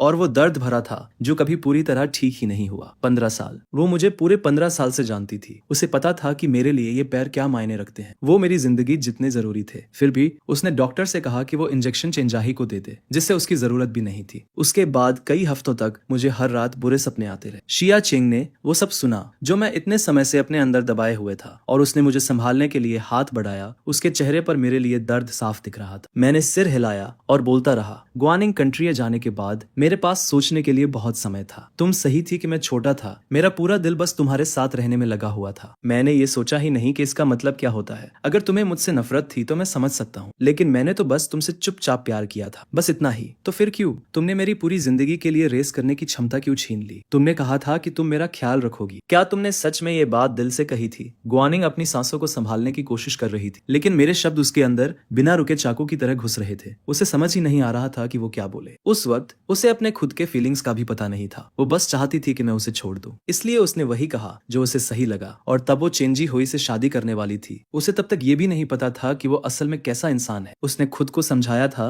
कि अगर मैं घर के बाहर काम नहीं कर पाऊंगा तब भी उसके पास इतना है कि वो मुझे संभाल सके, और चेंजी को भी इससे कोई फर्क नहीं पड़ेगा। लेकिन अब सब बदल चुका था। अब वो ये सब कह नहीं पा रही थी। मैंने उसकी तरफ से नजर हटाकर पीछे देखा। कोई उसके पीछे छुपने की कोशिश कर रहा था। वो वही था जिसने असल में मेरे पैरों के साथ जो हुआ उसका जिम्मेदार था। मैं हल्का सा ठंडा मुस्कुराया। वहां पीछे क्या छुप रहे हो? मैंने आवाज लगाई। गुआनिंग तुरंत पलटी और उसका चेहरा एकदम सख्त हो गया। चेंजी हुई उसके पीछे आ चुका था। घर जाओ, उसने कहा। चेंजी हुई पहले से ही गुस्से में था, और जो कुछ भी उसने सुना था उससे और भड़क गया था। अब उस पर चिल्लाया भी गया तो उसने पूरी एक्टिंग छोड़ दी और आगे बढ़ा। उसने गुआनिंग का हाथ पकड़ने की कोशिश की, लेकिन उसने उसे छूने से पहले ही अपना हाथ खींच लिया। फिर उसने मेरी तरफ देखा। उसका जबड़ा कस गया था। उसने मुझे ऊपर से नीचे तक देखा और उसकी नजर मेरे पैरों पर आकर रुक गई। तुम जानते हो, उसने लगभग आराम से कहा, हमारा क्लब फांग परिवार का इन्वेस्टमेंट पाने के बहुत करीब था। सब लोग बहुत मेहनत कर रहे थे। फिर कोच मेंग आया और कहा कि वो डील कैंसिल हो गई, और पता चला कि ये सब इसलिए हुआ क्योंकि तुम अब रेस नहीं कर सकते। तुम क्लब को अच्छा करते हुए नहीं देख सकते, इसलिए तुमने फांग परिवार से इन्वेस्टमेंट हटवा दिया। लिन चैन, तुम अब भी पहले जैसे ही स्वार्थी हो। अपना मुंह बंद करो, फुनु ने ठंडे स्वर में कहा। गु परिवार ने तुम्हें पाला है, और तुम क्या कह रहे हो? गुआनिंग ने बिना सोचे समझे उसे जोर से थप्पड़ मार दिया। उस थप्पड़ की ताकत से चेंजुई जमीन पर गिर पड़ा। उसके गाल तुरंत लाल हो गए। अगर तुम बिना किसी को चोट पहुंचाए बोल नहीं सकते तो मत बोलो। चुप रहने से कोई तुम्हें कम नहीं समझेगा। गुआनिंग तुरंत मेरी तरफ बढ़ी, लेकिन तभी चेंजाही ने उसका हाथ पकड़कर उसे जोर से जमीन पर धक्का दे दिया। मैं तुम्हारा हस्बैंड हूँ गुआनिंग। मेरे सामने ही तुम किसी और को वापस पाने की कोशिश कर रही हो। गुआनिंग जोर से जमीन पर गिरी। उसके पेट से खून बहने लगा। तभी चेंजी होई को याद आया कि वो प्रेग्नेंट है। वो घबरा गया और तुरंत एम्बुलेंस बुलाने लगा और उसे अस्पताल ले गया। मिसेस गु जैसे ही ये ये खबर सुनी वो तुरंत अस्पताल पहुंच गईं। उन्होंने आते ही चेंजी हुई को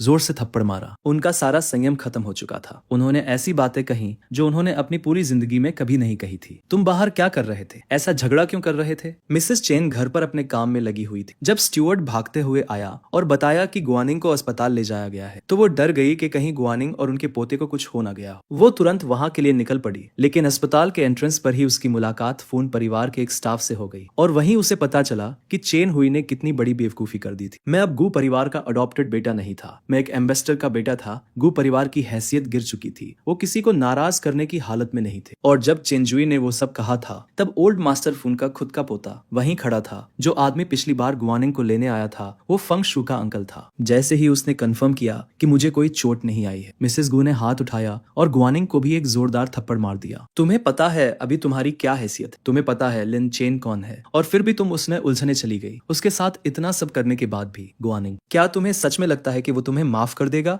मॉम, मुझे पता है मैं क्या कर रही हूँ। तुम मुझे मार डालोगी। अपनी बेटी की बात सुनकर भी मिसेस गू को कोई राहत नहीं मिली, बल्कि उन्होंने अपना हाथ और कसकर अपने सीने पर रख लिया। बिना कुछ और बोले वो मुड़ी और गुस्से में वहां से चली गई। उन फीलिंग्स को छोड़ दो जिनकी यहाँ कोई जगह नहीं है। बच्चा चला गया है और अब गुआनिंग के लिए कोई अगला मौका नहीं होगा। प्रेगनेंसी खत्म हो जाना उसके लिए एक तरह से राहत बन गया। अब वो आजाद थी, कोई बंधन नहीं, कोई जिम्मेदारी नहीं जो उसे रोक सके। अब वो पूरी तरह से मेरे पीछे आ सकती थी। चेन जी, जो उसका चेहरा देख रहा था, उसके दांत आपस में भींच गए। ओल्ड मास्टर फुन के बर्थडे बैंक्वेट वाले दिन हर तरफ से मेहमान उस एस्टेट में आ रहे थे। गिफ्ट देने के बाद मैं और शिया जियांग एक साइड में खड़े होकर पहाड़ी मंदिर जाने की अपनी प्लानिंग के बारे में धीरे धीरे बात कर रहे थे। ऊपर पहाड़ों में ठंड होगी, अच्छे से गर्म कपड़े पहनना, मैंने उससे कहा। और मंदिर में सिर्फ वेजिटेरियन खाना मिलता है तो थोड़ा पानी और स्नैक्स साथ ले लेना। अचानक हमारे ऊपर एक परछाई सी पड़ी। शिया चांगिंग ने ऊपर देखा। गुआनिंग हमारे सामने खड़ी थी। क्या चाहिए तुम्हें? क्या तुम लोग शहर के बाहर वाले पहाड़ी मंदिर जा रहे हो? गुआनिंग ने पूछा। मुझे नहीं पता था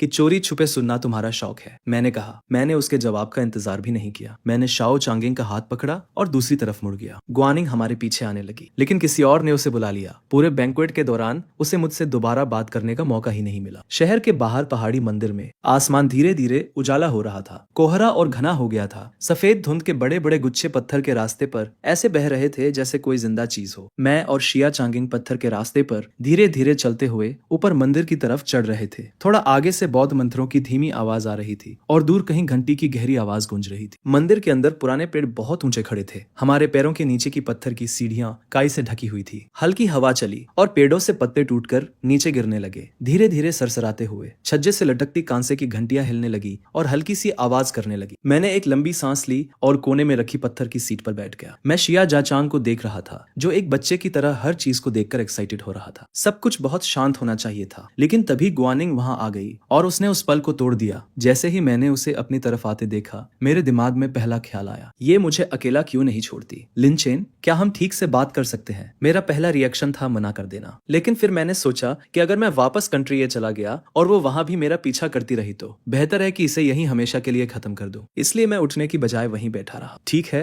क्या बात करनी है? गुआनिंग की आंखों में थोड़ी राहत दिखी। वो मेरे पास बैठने के लिए आगे बढ़ी, लेकिन मैं खड़ा हो गया और वहां से दूर चला गया। मैं एक बड़े विशिंग ट्री के नीचे जाकर रुका और उसकी तरफ मुड़कर खड़ा हो गया। जैसे ही वो मेरे पास पहुंची, मेरे पास ज्यादा समय नहीं है, जो कहना है जल्दी कहो। गुआनिंग ने गहरी सांस ली और सब कुछ एक साथ कह दिया। जो कुछ वो 6 महीने से अपने अंदर दबाकर रखी हुई थी, सब बाहर निकाल दिया। उसने कहा कि उसे कभी भी सच में चेंजाही के लिए कोई फीलिंग्स नहीं थी। उसके साथ रहना, ये सब दिखावा करना, ये सब सिर्फ इसलिए था ताकि मैं उसे छोड़ दूं। उसने कहा कि उसे ये नहीं पता था कि चेंजाही ने मुझे किस तरह चोट पहुंचाई थी, इसीलिए उस वक्त उसने जो फैसला लिया वो ले लिया। आखिर उस समय वो उसका फियांसे था। उसने कहा कि उन्होंने सिर्फ सेरेमनी की थी, कभी शादी रजिस्टर नहीं की। प्रेगनेंसी एक एक्सीडेंट थी। मिसेस गू चाहती थी कि वो बच्चा रखे। अब जब उसका मिसकैरेज हो गया है, वो चेंजी को दूर भेज रही है। इन सब बातों का मतलब बस एक ही था, वो चाहती थी कि मैं वापस आ जाऊं और सब कुछ पहले जैसा हो जाए। मैंने उसकी तरफ देखा, सच में ध्यान से देखा। काफी समय बाद पहली बार वो पहले जैसे ही लग रही थी, लेकिन फिर भी वो मुझे एक अजनबी जैसी महसूस हो रही थी। गुआनिंग, मैंने कहा,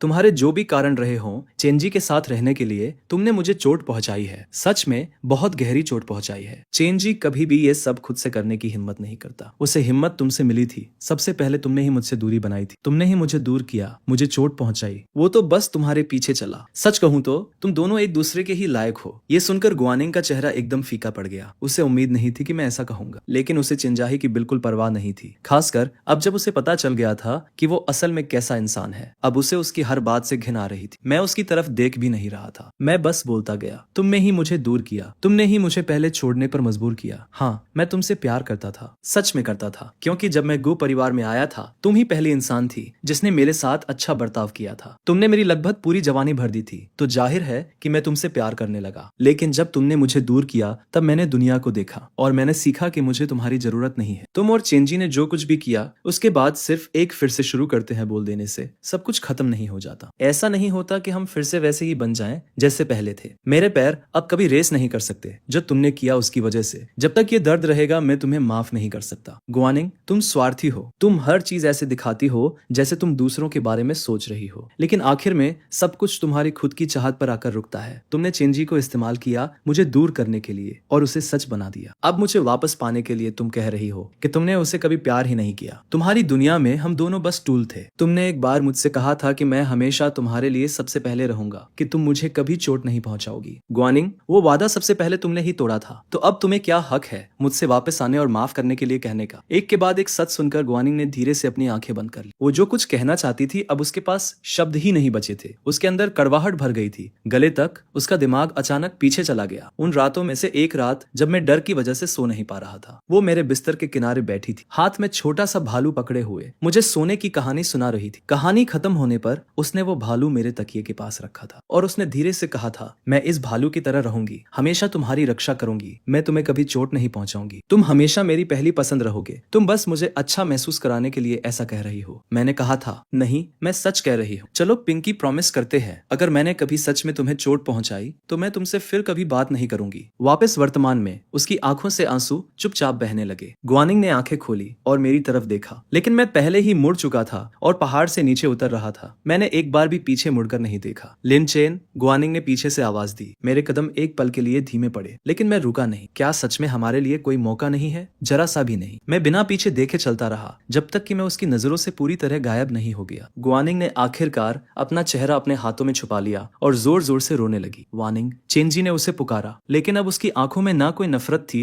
ना कोई जिद, सिर्फ गहरा थका हुआ दर्द था। उसने सालों तक प्लान बनाकर हर गंदी चीज करके खुद को गुआनिंग तक पहुंचाया था, और ऐसा करते करते उसने उस एक इंसान को खो दिया जो सच में उसकी परवाह करता था। जब वो आखिरकार वो गोल्डन सन इन लॉ बन गया था जिससे सब जलते थे, उससे आखिरकार समझ आया कि जिस औरत को वो समझता था कि वो उससे प्यार करता है, उसके दिल में हमेशा से कोई और था। उसकी आंखों में उलझन और बेबसी साफ दिख रही थी, खासकर अभी जब उसने हमारी सारी बातें सुन ली थी। अब उसे साफ समझ आ गया था कि गुआनिंग किसी से प्यार नहीं करती थी, वो सिर्फ खुद की परवाह करती थी, और जो कुछ भी उसने पिछले 4 सालों में उसके लिए किया था वो सब राख बनकर उड़ गया। उसे पता था कि अगर उसमें जरा भी समझ होती तो वो अभी इसी वक्त गुआनिंग और गू परिवार से दूर चला जाता, लेकिन चेन परिवार ने उसे पहले ही छोड़ दिया था। मिस्टर और मिसेस गू भी उससे कोई लेना देना नहीं रखना चाहते थे। अब उसके पास बस एक ही रास्ता था कि वो उसके सामने खड़ी उस औरत को पकड़े रखे। उसने अपना सारा दर्द निगल लिया और गुआनिंग की तरफ बेबस नजरों से देखा। उसने हाथ बढ़ाकर उसका हाथ पकड़ने की कोशिश की। वानिंग, तुम्हारे पास अभी भी मैं हूँ, क्या हम बस साथ में नई जिंदगी शुरू नहीं कर सकते? लेकिन गुआनिंग ने वही किया जो मैंने किया था। उसने उसे देखा तक नहीं और सीधे वहां से चली गई। उसके अंदर बची हुई आखिरी उम्मीद भी उसी पल टूट गई। उसे समझ आ गया कि अब सब खत्म हो चुका है। मैं एयरपोर्ट पर खड़ा इंतजार कर रहा था। कुछ देर बाद शिया भागते हुए मेरे पास आया। तू कहाँ था?